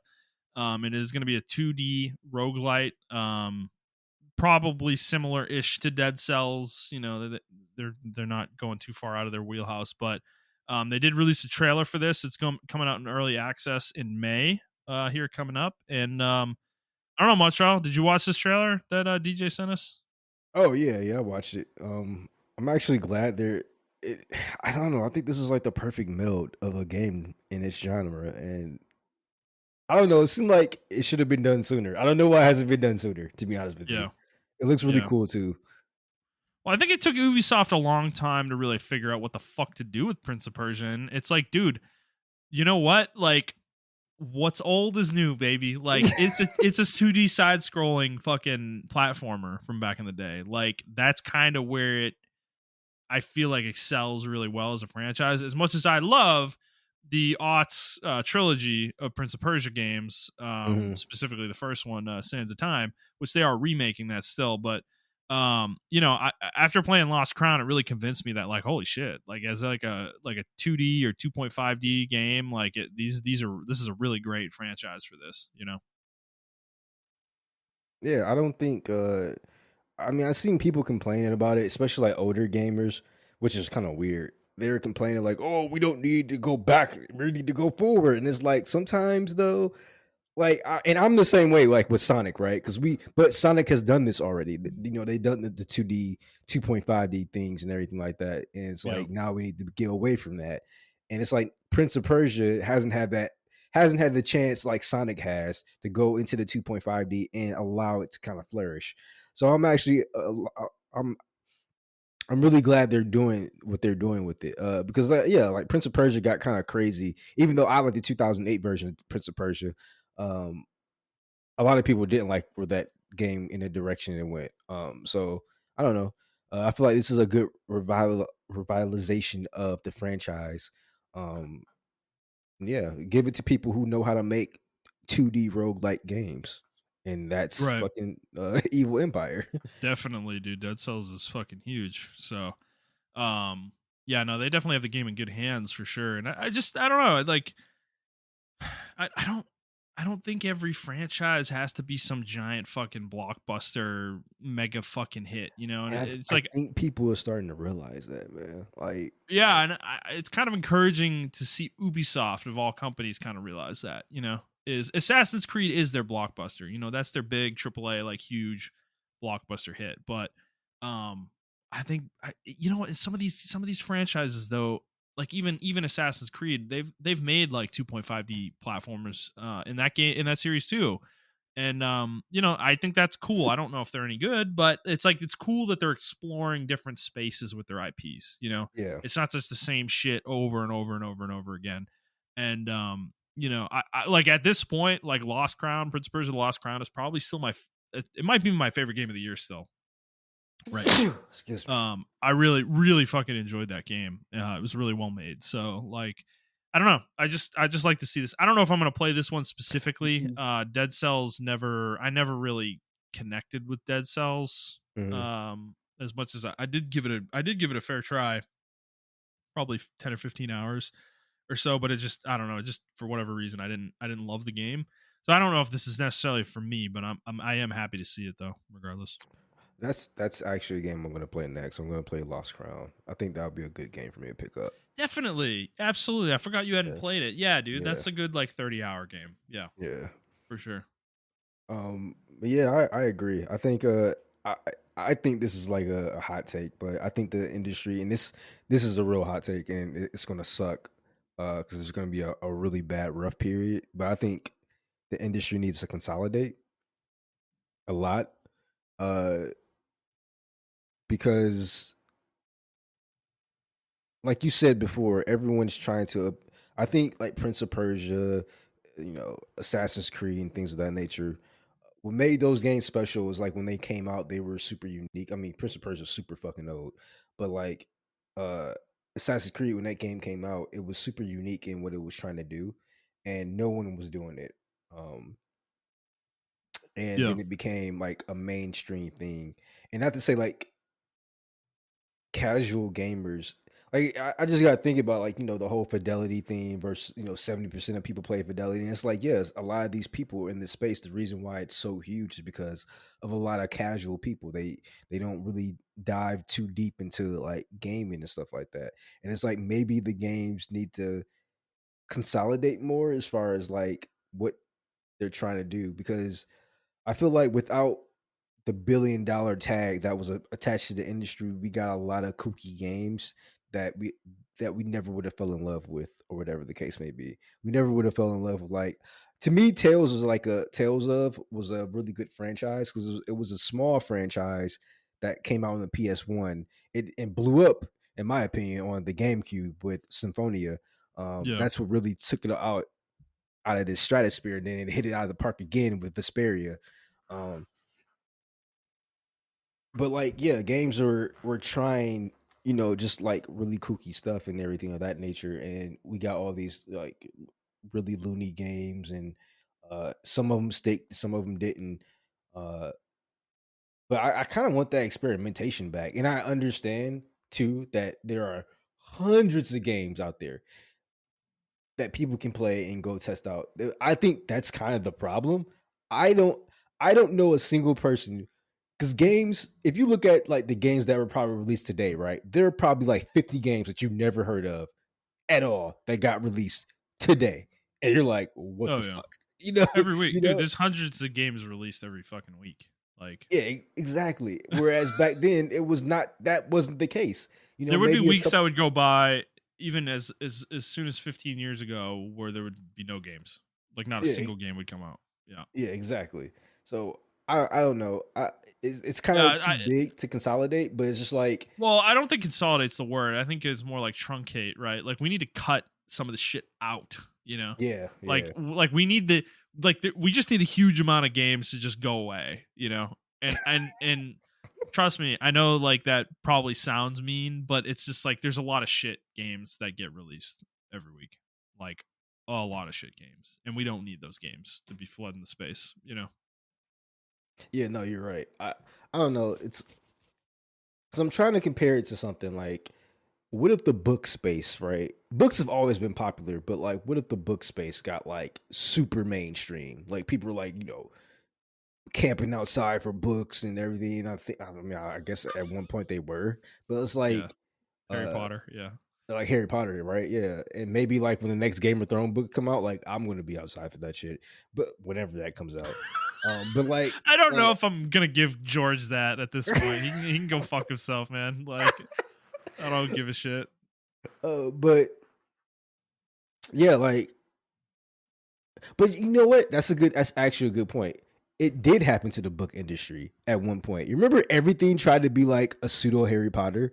I don't know if you remember that era, but it was like a weird era when everything, or you know what, movies were trying to like find the next Harry Potter, and they just Oh yeah. couldn't, they Oh, could for never sure. find it. They're still trying to do it now. Yeah. Even Harry Uh, Potter's trying to find the next Harry Potter. Like, so I don't know, like, it's almost like I sound like an anti-capitalist. It's like capitalism kills everything, but it's just like, bro, sometimes I just think I like shit in moderation. well, Like I it don't like. does because moderation is not a word in the capitalist dictionary. You know, like Yeah, it that's just true. isn't. That's true. There's no such thing as like giving something space or being like everything is a fucking everything's a franchise. Everything has a sequel. It's just sequels, remakes, sequels. Like how much original shit are we even making anymore? It's just like not very much, dude. You know, and I don't know. It's definitely frustrating in the film space. You know, Oh there's yeah, just it's fucking. You have to really go out your way in the film space to find a good indie title or anything of that nature. Um, I like feel there's like this there are, movie coming out tomorrow called Civil War. Have you seen that one? it's Like the actually come out trailer for it, today. It's coming or out coming out today. today? Yeah, Yeah, and it's like it looks like it's probably going to be a dumb movie in some way, but it's like at least it's like something an unique. original. It's Yeah, something. You know, yeah. it's not fucking Dune or fucking I don't. You know, it's not another book being made into a movie or comic book being made into a movie or fucking anime being made in live action. You know, it's just like what. Like, isn't that like the perfect encapsulation of what you're saying? All this anime getting created, made into live action shows. It's just like, what is the Yeah. point of that? I You know? thought, bro, for the longest, man, especially with anime, I thought maybe I'm just getting old and I just don't like anime anymore. And it's like, but I still play video games. I've been playing video games since I was like 3 years old, and I never stopped playing video games.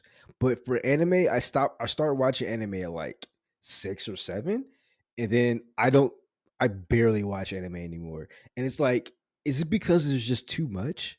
It's just too much anime? Is Well, every it's gotten very factory like in terms of the production of these shows. Like Yeah. they almost feel like they're coming off an assembly line. Like they all look similar. They have very like I don't know. It's just I I don't don't know. know. It was just something special when you discovered an anime like, Yeah, I don't know, fucking like there is too much of it now. Ghost in the Shell. Like you there was like a unique anime back in the day. Or like even I don't even fucking know. Even stuff like Parasite was a unique anime back in the day. It's not that's not too far back in the day, but it's like that was a unique anime. It's just like one-offs. Like that was like really fucking cool. That had like Yeah. 20 episodes I actually missed that shit. I actually missed when the anime came out and it was like 20 episodes and that was the entire story. Like the little small mangas they adapted and stuff like that. That really doesn't that's not the Dragon Balls and I had to say Dragon Balls bad or anything like that. Yeah, you That's not the remember that Dragon show Balls I they told you about? I know you never got into it, but the Welcome to the NHK or whatever. Like that's like it's like a 10 or 12 episode show and I that's it. watched that show. It was actually pretty good. It was pretty I loved it. I it reminded me I feel like this show would have hurt me if I was when I first moved to Texas. I couldn't well, have watched the I show. dude, no, I watched it at that point in my life and it did Oh hurt my me. really? It That's hit me so hard. I'm a different person now, so like and you are too. I know that. So yeah. it definitely but I knew it would remind you of a Yeah, younger you it probably and it reminded was me like, when I first yeah. moved to Texas, man. I was Yeah, man. even though I had my best friend DJ here with me, I felt so alone because I was away from my family, and But dude, it it's was a just really like a rough 10 period. episode. Yeah. Yeah, it's just a 10 episode show. It's short and sweet, and that's it. There's no like follow up to it or fucking sequel series or anything, Um and yeah, I just like I we need this in every space, not just anime, not just television, not just movies, not just video. We need it on all of them, not just books, as I don't know. But this to your point, capitalism never sleeps, dude. It's just it's always growth, growth, growth, growth, growth, growth, growth. Like you always have to grow, and the point there's like I've started to realize this as I've gotten more like financially literate in my personal life, the way that Mhm. the economy ends up working in a capitalist society is that I do feel like it is an inevitability that there is a plateau point Yes. for the economy because there's no more levers you can pull to save money. There's no more levers you can pull to To make make more money money. at a Yeah. certain point. Like there is an end point to it and it's like I feel like we're rapidly approaching it, you know. Well, I don't know Um if you noticed this, but like I know this is a video game podcast, y'all, but I'm probably just gonna wrap all of it. But like when I moved to Texas, right, there used to be a lot of green pasture everywhere, mhm. even in the middle of the cities. Mhm. And that was 7 to 8 years ago. I moved out here, Yeah. um, and like Irving is a really good example of that. I used to work overnight, um, doing level 2 support overnight at this one spot, and it was surrounded by nothing but forest, uh, or like just woods or whatever in Irving off Royal Lane. And I went over there recently. I had a job site over there recently, and I barely recognized where I was at until I saw my old job. I'm like, oh my God, I I used to be over here all the time. First of all, it was at night, so there may be one aspect to it. I was Yeah. only there at night, but during the daytime and seeing all the new buildings pop up and everything like that, I'm like, dude, what the fuck? Like, I think Texas or the Dallas area is gonna get a hard wake. There's a lot of land out here, y'all. A lot of land. But they're building at such a super fast rate. Oh yeah. I don't see how it can be sustainable, in my opinion. Maybe it can be, but like I just don't see it. And I don't know. It's like Texas is the ultimate version of like the final form of capitalism. Yeah, it's an encapsulation of it is because you're totally right. Like out where I live in like North Fort Worth is like man, I've talked to some people and they're like, yeah, it's fucking crazy, dude. It used to just be open fields over here. Like there used to be nothing here, and now it's like this huge built up. There's apartment buildings everywhere. There's neighborhoods everywhere. There's shopping centers fucking everywhere. It's like it's gotten completely crazy, man. Like so I don't. So it's like I see that here, and you kind of extrapolate that out to like the general, just the U.S. economy, and then in Yeah, general the world, and like there is a limit to all this stuff. Like growth isn't necessarily possible indefinitely. Like there's a point where it's gonna. I mean, that's why there's a crash every once in a while. I think like that's why those crashes happen. Is you kind of hit that point where you've kind of oversaturated, I guess. Like the economy literally just is like oversaturates. Like there has to be a come down, like it has to happen that way. So that I think that's why that happens every several years or every decade or two. But it just I don't. It feels like it's it's going to happen again soon, though. but it And just games is a good encapsulation of it right now. yeah. That's what I was gonna bring it back because like I feel like as much as we wanted games to, it was almost like when I was younger, man. Like when I was younger, if my younger self would have been here today, I think I would have been like overjoyed at what games are. Like I'm like, oh my god! Like if I brought myself to the future, like man, this is what games are right now. I was like, bro, what? Oh my god, this looks realistic. Oh my fucking god! I probably would have been going crazy, right? Like if I showed myself, my 13-year-old self, fucking Final Fantasy VII remake, right? Or Kingdom Hearts 3, I'd be like, you got Kingdom Hearts 3, bro? You're not excited, future Montrell? I'm like, no, bro. I'm Little do sorry. you know. Little did you know, And right? then you show yourself Fortnite and Apex Legends And and they what World of lose their Warcraft shit. turned into. Yeah. They, Oh my god. they lose their shit, right? They're just like, wow, like I can play this for free. Like this is it. Like yeah. But then you like tap them, right? And then you transport all your memories into the last 30 or 15 years, and they start crying because they're like, I had to go through what happened to Mass Effect. And like, yeah, that's what happened, bro. That's what Yeah, happened to your man. favorite franchise. Mhm. What happened to Sonic? That's what happened to your favorite franchise, bro. Look what happened to it. The only franchise that's like kind of consistent is Mario at this Yeah. point. Like, and Yeah. Zelda, I would say. But like, I don't know. Video games. I think certain games like Mario, Sonic, maybe even Crash, like the little platforming games, and those games can probably go on forever because you can put those in different scenarios. You can put Zelda in different scenarios. You can put Mario in different platforming scenarios and Mhm. tennis scenarios and sports or whatever the case may be. Yeah. But like certain franchises, like your Metal Gears, your Halos, um, they have to end at some point. And then there are other franchises that don't even get the same breath of light, like your StarCrafts. I even say Warcraft to an extent. Original Warcraft. It doesn't get the same breath of life as it should get. Um, I even say Overwatch, right? Like they won't grow that franchise to where it needs to be.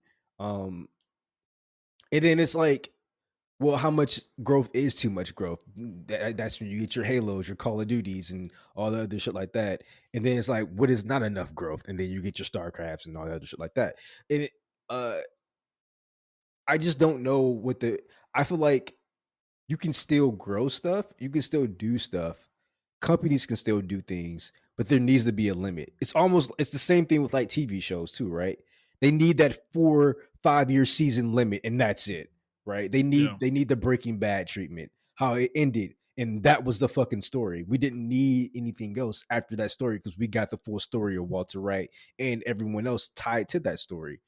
um and I actually do like when franchises end and I can go back and revisit those franchises and I can love those franchises again because it's like, wow, this is what, greatness is or whatever the case may be. And that's why I hold like the first three Mass Effects to such high regards because it's like it was a beginning, a middle, and then an end, you Yeah. know?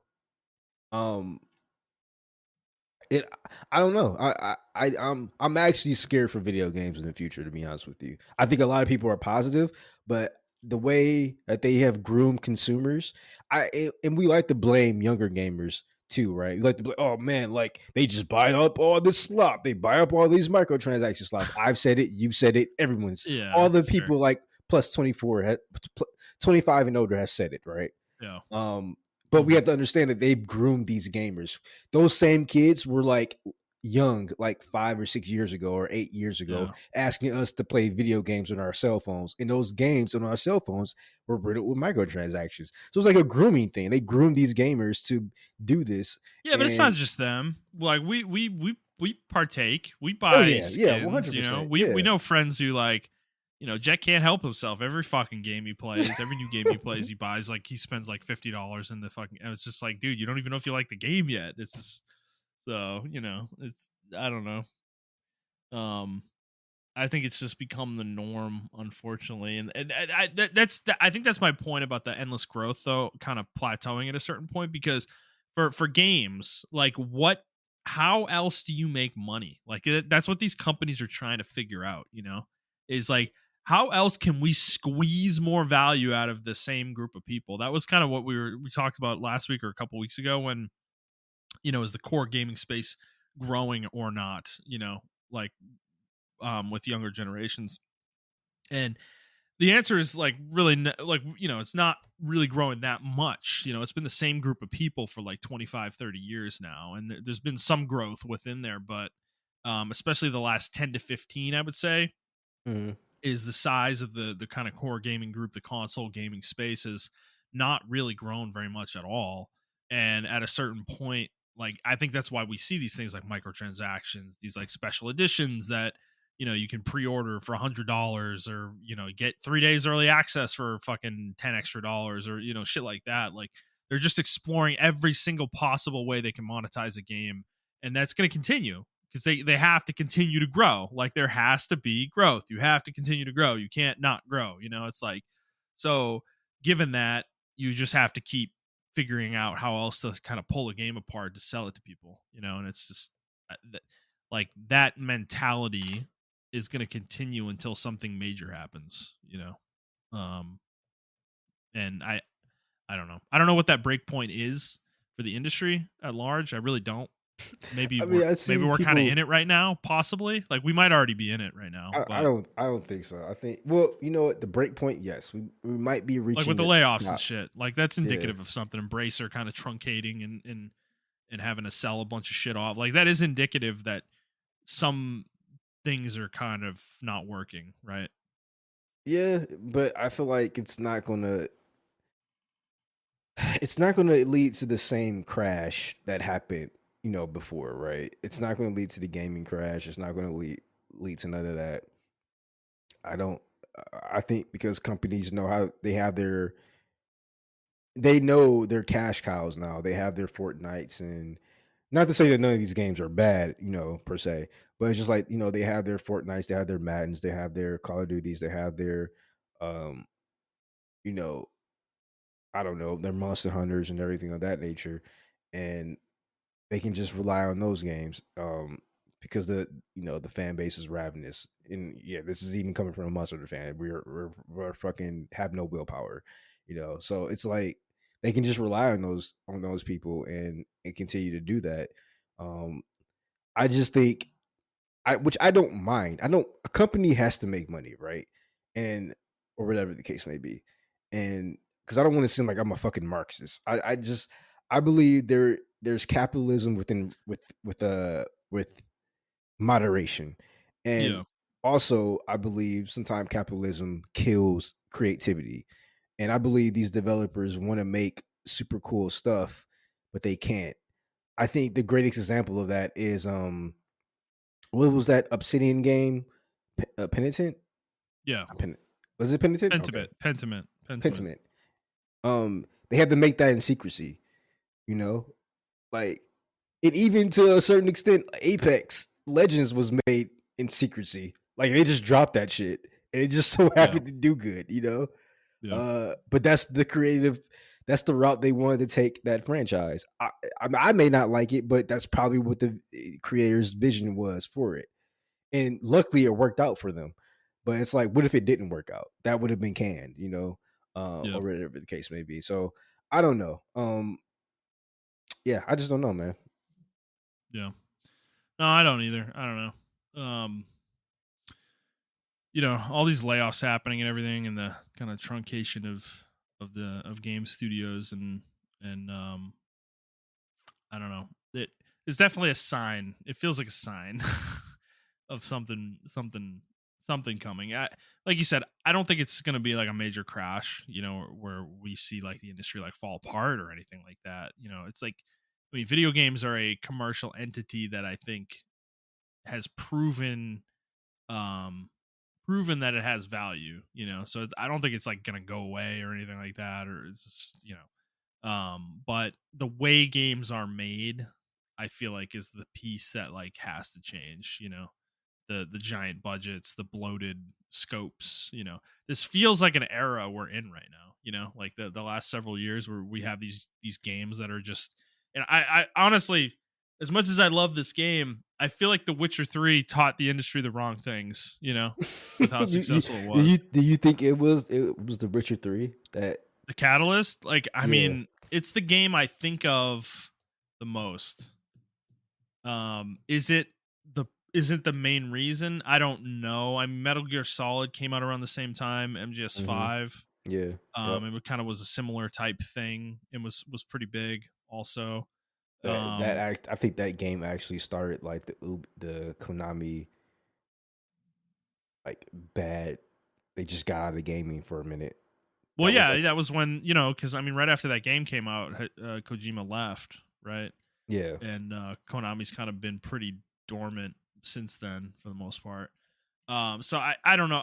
I don't know if it's those two games. There was more stuff in 2015 that came out too that was kind of big from and the trend, then there was Red Dead Redemption 2 a few years later.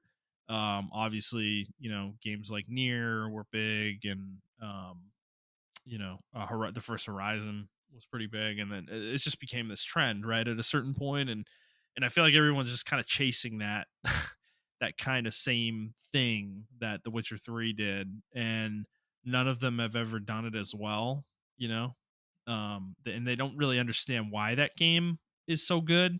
It's not just that there's a ton of content, it's that it's all amazing, it's like there's barely anything in that game that's like not incredible, like that's why it's such a lauded game and loved game, so you can't just throw 150 hours of content in a game and you're gonna get a 10. It's like that's just not, so it's something I think we've both been complaining about for the last few years now. It feels like every game is just trying to be a giant version of itself, um Well, it's that, and you can't throw a shit ton of money at a game and expect it to be the best game. mhm. Um, in my opinion, when I heard the budget of um Spider-Man. Destiny 2, no, Oh, Destiny Destiny, 1, yeah. Destiny 1 actually.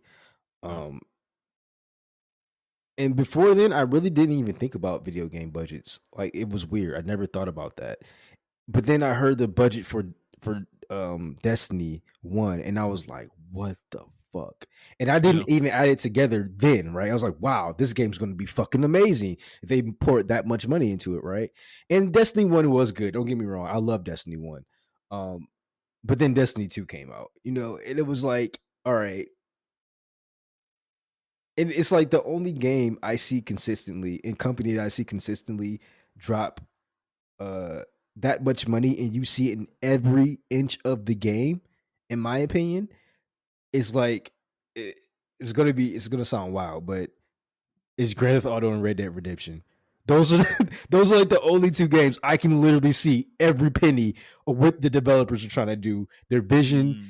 their Mhm. artistic reason, and why they needed this much money. It's just funny because it's like $1 billion budget Exactly. we're talking about. Yeah.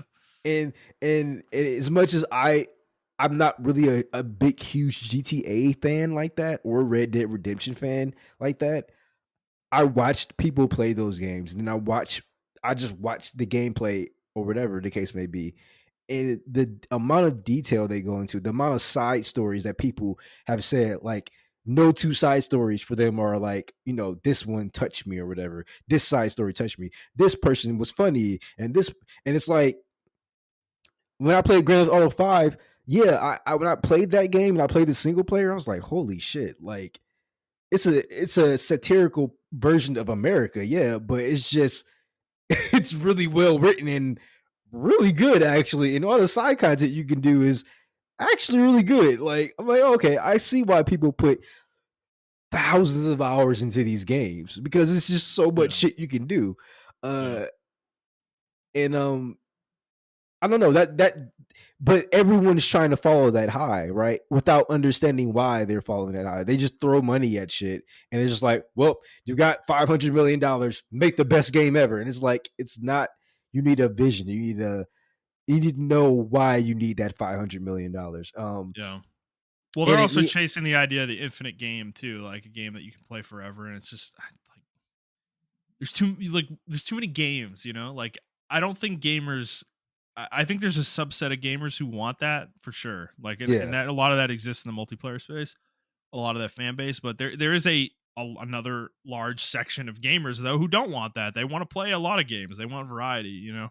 And whenever game is asking 150 hours of you to complete it or full complete it or whatever, it's just I think at a certain point like it becomes overwhelming. You know, it's like I love a lot of these games that I've been playing. Like I loved Rebirth, I love Unicorn Overlord, but like man, if they were a little bit shorter, would I be mad? No, like you know, I'd probably be done with Unicorn Overlord right now and moving on to the next game if they were both like 20% smaller than they currently are. It's like, so is that matter? Is that take like would they be better games if they were shorter? And in Unicorn Overlord's case, probably not. It would be largely the same. I feel like in Rebirth's case, it depends on what they took out. I guess like if they took out some of the open world shit, but then I don't know. Like that open world shit does kind of matter in the context of the game though. You know, you can't just completely remove it all.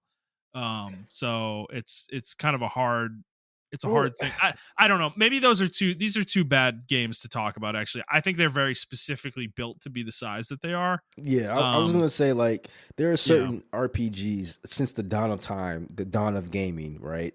yeah, That have had those hours put into it or whatever, or the max amount of hours they are allotted, right? Because like yeah, back then, getting 30 hours out of a Super NES game was crazy. You're like, what? And a lot of the RPGs, the JRPGs in those games, you could do that. Like you had that yeah. amount of time to. That was a lot of time to a lot of people. Um, but I don't know. Well, I think like an example of the game I want to bring up is God of War Ragnarok, right? Um, that game was much larger than the first one, the Yeah, twenty that's true. eighteen one, and it just didn't need to be, you know? Yeah. I think people would say when I said that to certain people, like, so you think the game's bad? I'm like, no, the game was still No, phenomenal. there's It was parts of the just game that that drag just a lot, though. Yeah, exactly they just didn't need to be there. I yeah. feel like it was a lot of unnecessary fluff, and they probably and which is another thing, right? I I think which is a thing I respect about Hellblade 2. Like a lot of people aren't talking about, they're just talking about the graphics and fidelity shit. I actually love that they're just like, this is our straightforward experience and this is what we're Hmm. going for. I love that. I love that they're not trying to go super big. The only where they're going super big and beyond is the graphics, right? But like, I don't know, is that even a good thing? Like, I don't know. It's just like the length of the game isn't that big or whatever. So I don't fucking know. It's Yeah, I don't know, man. I don't know what the solution is, right? I just don't know. Um, but yeah, that's pretty much all I got. I just don't know, man. Like video yeah, games, I want video games to be better. I want better experiences, and it's also probably a thing of like I've experienced a lot of these games, whereas people who are like 20, 21, they haven't experienced a lot of these games. So this is their first time. So it's like they're going to go through the cycle too. And it's just interesting to see how they're going to feel in like 10 or 15 years, where I'm like, I've already been there, how you felt. You know what I'm saying? Like, I don't know. Is I kind of already see it in some places of social media and on Reddit and everything like that nature. Especially like Call of Duty, it's actually hilarious to see players talk about Call of Duty or Fortnite. Like, man, I remember back in this day, or Minecraft. But man, I remember back when I was playing Minecraft, we didn't have all this. And it's like, so you're 25 or 26 now. You're playing it when you're 13, and now you're yeah. starting to see. what's being sucked out of it. Like now you're starting to see it, but Well, dude, did you ever catch wind that Fortnite brought their original map back like a while ago, like a I few think months ago? yeah, I It was remember like a that. Yeah, huge hit. Like people yep, were so excited about it. They were like, "Oh my god, the original map is."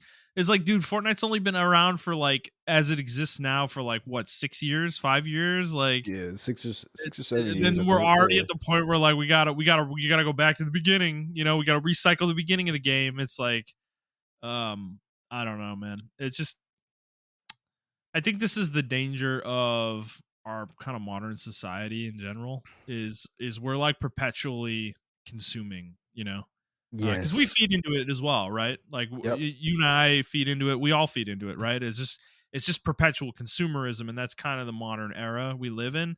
Is like every waking moment you have to be doing something, you know, like you have to be consuming something. And I definitely live that life. I'm not saying I don't. It's actually like one of the things I would like sort of have been trying to work on is get away from like always trying to consume and like taking care of the shit I need to take care of in my life at the same like prioritize those things rather than always feeling like I need to be doing something. But even in that vein, like when I'm working on shit, like I'm listening to a podcast, I'm listening to a YouTube video or something. Like I don't just go do yard work with nothing playing, like I am doing something, so it's just like well, it's yeah, that that's what. constant churn and everybody's doing it, so it feels like there always needs to be content. There always needs to be content. And I think that's another reason these games are ballooned the way they have is they're trying to fill that void, Yeah, and I mean, and just to touch on that, like I did feel that's actually why I started to like go. I mean, I wanted to get more money, but I went for my certifications as well because it's like, what else can I do? There is no Yeah. master's degree in like computer science or whatever. At least I don't think there is. Yeah. So it's like, what else can I do? Whatever besides consume or whatever. Like I do have my hobbies, but hobbies are consuming in my opinion. Like the gun thing is, I have to buy stuff and then I have to, consume content on how to use it or how to build it or whatever the case may be. But it's like that's why I like to do stuff like go hiking and stuff like that. Yeah. Because I don't take headphones with me. I do take my phone just in case something happens, but I don't take headphones with me or listen to music and everything. And when I do go hiking, I mean to each their own. But for me personally, when I do see someone with their headphones in or they're blasting music while they're hiking and stuff like that, I'm like, that defeats the whole purpose, in my opinion, of hiking. I'm hiking to Yeah. get away from all the consumerism, which is probably why I have a huge, and I think a lot of Americans feel like this. They have a huge need to just move away from everything because we're constantly being bombarded with like whether it be our phones or some kind of algorithm. It's kind of like, oh, I would talk to my wife like, man, I really, man, my head was hurting the other day. And then on my phone, I'm getting ads like, oh, you have a headache? Oh, maybe it's hurt this. Read this. Like, it's like, bro, stop listening to me. Stop trying to get me to consume shit. Like, stop, bro. Oh my like, god, yeah, like, dude. like even heartfelt moments, couples like Yeah. these Instagram couples feel the need to fucking film Videotape it. it and put it Yeah, on and put it on the fucking internet. TikTok or Yeah, or YouTube or something. Yeah, dude, it's like because nothing's authentic anymore. yeah, everyone's consuming shit, and it Well, feels. dude, sorry, keep Yo, no, going. keep going, keep going.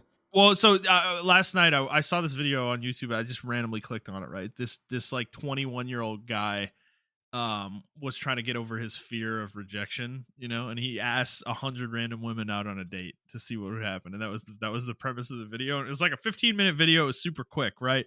Yeah, But dude, when you start thinking about the mechanics of the video, it just like it gets ruined because it's like you just see the part where they say yes or no, and they might like go back and forth and make a little joke with him or whatever, and that's like the cute part of the video. But for a fact that before the video he asked them like, oh, is it cool if I film you, and yep, they're like, it's like there's this whole process behind that happened. It just ruins the whole thing. It's like there's yeah, no, it's not a it's because it was being filmed. It's not authentic, there's nothing authentic about it. And it's just like, I don't know, man. So it's like that kind of thing is like, it's like you can't even, like, that was just a 15-minute video is all it was. It's just like a 15-minute video. And it's just, it feels like, do we need all of that? Do we need every moment of our lives to be filled with something? It's just like the answer is really no. And because when I go on vacation, my wife and I love to go on cruises, and I love it for the specific reason that it is a great way to unplug. Like Yeah.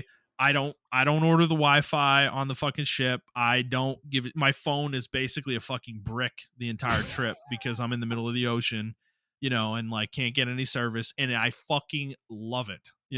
Because it is my way of unplugging. I'm getting away from society. Like I don't want to see Twitter. I don't want to get on Twitter. I don't want to go through my Google feed. I don't want to get text messages. I don't want to see my work email. I don't want any of that shit. Like I'm trying to get away from all of it so I can like unplug and relax, and like truly actually relax. So what do? I bring a book with me, like I Mhm. might bring my Switch or like my Steam Deck or something, but I will be honest with you, oftentimes on those trips I barely ever touch them, because I'm really looking for an escape from my normal day to day. Yeah, and Um, I did the same thing. Like I when we go to South Padre, I've never felt it's until recently I didn't understand how people fall asleep on beaches. And when I was on the beach, like an actual beach, because we have beaches in like Michigan, right? But yeah, it's not a beach; yeah, it's a man, lakeside. So right, it's like when I fell asleep on an actual beach, I didn't even think I can do that. I had my switch in my hand, I was ready to go, and Deanna was playing in the water and stuff. And I yeah, fell asleep, and I was just like, yep, "What the fuck?" She was like, "Yeah, you were asleep for like an hour and a half." I was like, yeah. "Dude, this is like that's like the best sleep I ever got in I my had the entire same. life." I had the same experience. I don't know. It was probably 5 or 6 years ago when I first went to Padre myself with my wife's family, and it like unlocked something in me where I was like, "Holy shit, dude! Like this is like that breeze you get from the ocean, and then Oh just the yeah. sound of the sound of the waves coming in, and you hear people. There's people like having fun, or you might hear some seagulls or something, and and it's just I don't know why it's so relaxing though. So I had the same experience where like I fell asleep and I think I slept on the beach for like 2 hours or maybe a little bit more and my wife was like, dude, you were just knocked out. And I'm like, holy shit. Like, 'cause I had the same moment where I'm like, that was insane. Like, I feel so refreshed, and I enjoyed that shit so much. So yeah, I become like kind of a beach rat a little bit with it because, dude, I just like it is a place where you go and you might bring a book or you might bring the Switch or something, but you don't, you end up not taking it out because you're trying to Mhm. live in that moment. The book actually is fine. I Yeah, like the reading a book book is on the fine. beach. It's an You know, analog piece of technology is what I'm right, gonna call it. right, So it's not really plugged into anything. I think a right, book is right. really fine, but even when I went to the trip to Colorado and we were just like on top of the mountain, we were like in that mountain cabin and stuff like that. Yeah. And I mean, they had Netflix and everything there, but I was just like sitting on the porch, just staring off in the distance. And then I was like, Oh "You yeah. okay?" I was like, "Yeah." I'm like, "I'm really cool, actually." Like, I'm just chilling. Yeah. I left my phone inside. I mean, I took a couple of pictures for like the gram or whatever, but like Yeah. besides that, like I was just I was at peace. And then we went to Oklahoma and we had the cabin out there too, and it was the same thing. It was raining. We were in the cabin. We were chilling. I was watching Juju Kaisen. I watched it all the way through and everything of that nature. And yeah, I was just at peace. And then I turned it off. And then I didn't really touch anything else because we had other plans and stuff like that. We went horseback riding and Hmm. everything of that nature. Um, but yeah, just sitting on the balcony and stuff like that. I was like, this is what I want. Like this is my ideal place to live. Like just I want to be close to stuff to where she can Yeah. still enjoy like people, but Yeah. I personally cannot stand people. So I just I'm like I want to get away Montrell from could it live in all. the mountains with internet and a TV, and he'd be in the fucking like pig and shit for the rest of his life. Yeah. Exactly. Yeah. Yeah. Which is hilarious because uh I don't know, like people always want to be like when I'm at work and stuff like that. People always try to like talk to me and stuff, like in a friendly way. They're always trying to connect with me and stuff. Not connect back with them, like oh yeah, And then my boss is like, "Why is everyone always trying to be your friend?" I'm like, "I don't fucking know. I literally cannot stand it. I just want to be left Left alone." alone, right? Yeah. Yeah. Yeah, and I mean, my another example of this is my honeymoon with my wife. we took an Alaska cruise up the coast, Yeah, starting from Vancouver. And dude, to this day, it is still the best trip I've ever been on in my life. Because we got a coast facing balcony room. And yeah, we did exactly what you were just saying, where you were just sitting in a chair looking out. I didn't have my phone. I'm just looking at the coast go by, and it you was can just do it so. for hours, man, We hours. literally did. Her and I would just sit out there. We sat out there for hours and just watched it, and it's just like, obviously the ship has all this crazy shit. There's like a casino and shows and, Exactly. food. And it's just, but it's like, that wasn't, I didn't, I can get that whenever I want, it's like, I can't see this beauty, whenever I feel like it. And, so I'm kind of in the same boat. Like, if I ever like get rich enough or something later in life where I can retire, and like I kind of want to just go someplace secluded. Like, I would even go so far as saying, like, not necessarily like nature. Like, I'd Mhm. love to have a cabin somewhere for sure, um but someplace like, I don't know, like even just like Western Massachusetts, dude. Like, it's really rural, but it still has that, like, It's funny how suburban both of us. feel. It's Yeah. funny how both of us want to go back to our like home states because I want to go back to Yeah. Michigan and I want to do the same thing, like just live in the middle of fucking Michigan. Yeah. Like, Yeah, not near the city, like not near Boston, because you're hours away from Boston if you're in Western Mass. yeah, But it's like Western Mass is a beautiful place. Like, it's a beautiful, fucking beautiful place. And or even like, New Hampshire, Maine, Vermont, somewhere in there, it's ooh, I like I love want New to be Hampshire, Vermont. relatively close to civilization, but like, I also would love to be close to nature, like, Yeah. um Well, you, you you know know, it's funny, like kind of bringing it back to video games. I think that's why I love single player video games so much. That's like a truly yeah. single player experience. Like it's cut off from the online world and everything like that. Like you're playing your session. Uh, I mean, that's why I kind of like, Final Fantasy and everything like that because it is a truly offline experience. You don't need to um ch- enjoy it. But a game that's online that feels offline is Death Stranding. That game is surprisingly. Mm, I think the reason I love that game so much, man, when I play that game, I'm at yeah. peace. And it's like you gotta do stuff, and it's stressful moments and stuff like that. But when you get your moment of peace, and you're just like trekking across the country land, it's like Mhm. you get it, man. And then you come across like stuff that other players have left for you to like little hints, or they may have left the ladder for you to cross the bridge or something of that nature. Another player may have Mhm. built the bridge for you, and you appreciate it, and you're like, man, thanks, man, and you just keep Yeah. going. But it's like a Yeah. quiet experience, man. It's like I don't. He hit something with that game, man. Kojima hit something with that game. I can't explain it. You can't. Mhm. It's one of those games too where you can't watch it. You can't watch somebody else play it because you watch it, it's boring as fuck. You're like, why the fuck did you even play this game? You just Yeah. gotta play it. And I encourage everyone to play, like not even being a Kojima stan, because I was like, y'all stiffing his farts with this game, and I actually played it, and I was like, holy fucking shit, like I get it now. So Yeah. yeah, Yeah. Yeah, I'm kind of in the same boat. I think that's why I'm enjoying the single player stuff so much right now. Is I kind of needed to unplug in general, like, just from everything. It's like, and single player games allow you to do that. That's why I like. There's like an immersion factor with single player games that I really truly enjoy. Um, it's kind of why I'm almost like a little sad with how Rebirth played out for me, where I just got, I don't know. I got like too wrapped up in the conversation happening around the game, and I feel like I didn't enjoy the game as much as I should have ultimately. So I'm not saying I'm going back to it anytime soon, but I may revisit it yeah, that sooner than like the next game, because I feel like I need to play it again, like to kind of just smell the roses a little bit more, you know.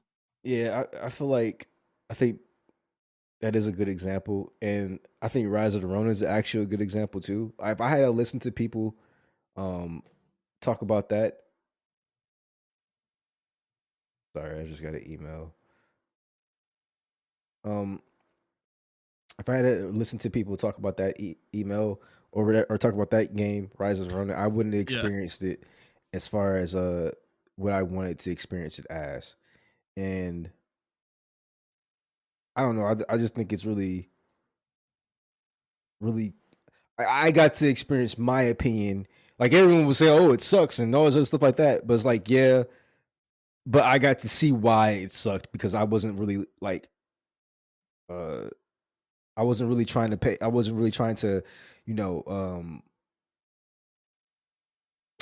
I really wasn't trying to listen to what other people had to say, and I experienced it from my own. And one thing I did start doing is I started like even like not even on like Twitter or anything like that, but even like Google and stuff. Like you have the ability to mute stuff, and I started to mute certain stuff, and then even if it popped up on my phone because my phone heard me talking about Rise and Running, I would just say Mm, I don't want to. I would click the video and say I don't want to. Don't recommend me this video or this type of content anymore because I want to experience it for myself and everything of that nature, and I want to have genuine opinions on it and everything, and I feel like I was really high up on it, and I'm like super low on it right now because that, in me, that's a genuine experience that some people may have of it, or whatever the case may be.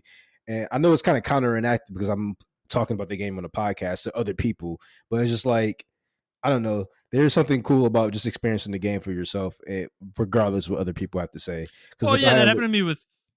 yeah, keep Sorry, going, yeah, that happened to me with Grand Blue Fantasy Relink. Because I think a lot of people were a little bit more negative on that game, and I came out of that game like, damn, like I really fucking enjoyed this game, you know. And I'm not like to the point that I want to go back to it. Like that might be after I'm done with a Unicorn Overlord, I may actually go back to Relink and try to like get the platinum and like finish that game off because I was really having fun with it, dude. Like I just I don't like I don't know, for whatever reason it really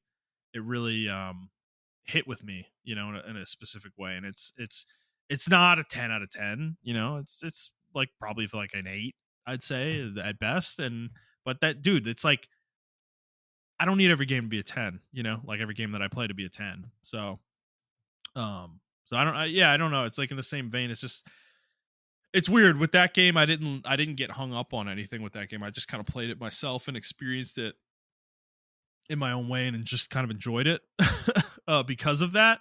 Whereas with Rebirth, I think it just like I got really wrapped up in the conversation in that game, and it kind of like took away from the experience ultimately, you know. Um, and I think that's something I've been learning like about myself this year. Really, is like I feel like I have to reclaim my time for me. I'm not doing this for anyone else. Like I don't play games for other people. Obviously, I do it. We talk about games on this show, and that's important. And I want to be able to talk about games, but I'm not playing them specifically to talk about them on the podcast. And that's what I need to like. I need to wrap my head around that more because I think I was getting really caught in that, which is why I think I was playing multiplayer so much. Is like I felt like I had to play stuff, and then I wouldn't. When I feel that way about something, I tend to avoid it. You know. So I ended up not playing a lot. I think that's what happened last year. Is I just ended up not playing a lot because of that feeling, and I'm like trying to get away from that. Like I want to get back to just playing games and like enjoying games for what games are. You know. Rather than what other people tell you they should be, or the way, you know, some expectation you're putting on yourself for them. It's just like it's my hobby. Like it should be something I'm having fun doing, you know.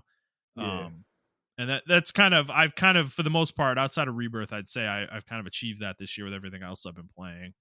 The other 4 games I've enjoyed like immensely. So um and and again, not to say I didn't enjoy Rebirth. I really did enjoy Rebirth. It's just like the conversation around it like kind of soured the whole game for me though. By the end of it. So I understand. all right, cool. Is there anything else you wanted to say? We just kind of No, rambled for a bit there. yeah, All right, I sorry, do think it's time to go. I'm fucking hungry. I'm ready to yeah, eat me something. too. So actually, I did put one more thing in here. We were talking about Hellblade 2, and do you want to do a guess the meta score for Hellblade 2? It's coming out I think next month, like around a month from now. So I feels like a could, good game. I think I'm gonna wait. I'm gonna wait like a couple more weeks and then I'm gonna do it. You want to think on it? Yeah, I'm gonna think on it a little bit. Actually, one other thing. Oh, okay. Yeah, I've just been hearing a lot of people talk about Judas. I thought it was coming out soon, but no, it's coming out next year, in Okay. 2025. So okay. I was like, is that game like stealth dropping? And the answer is no. So Okay, well then I'll save the Hellblade 2. Think on it a little bit more. What you think the meta score is going to be, and we'll do that in the next week or two. All right. Otherwise, Montrell, thank you for joining me this week, like usual. And everyone else, if you like this episode, please like the show, review the show, and subscribe to the show on whatever feed you're listening to it on. And please share it with your friends. If you'd like to interact with us on Twitter, you can do so at iTrap for the Hokage for Montrell. That is the number 4, not the word. I'm at ThunderNut01, and the show is at The Player's Take. And if you'd like to send us questions, you can do so on Twitter, or you can send us an email to theplayerstake01@gmail.com. And that'll be it for us, guys. We hope you enjoyed this episode. We'll see you next week.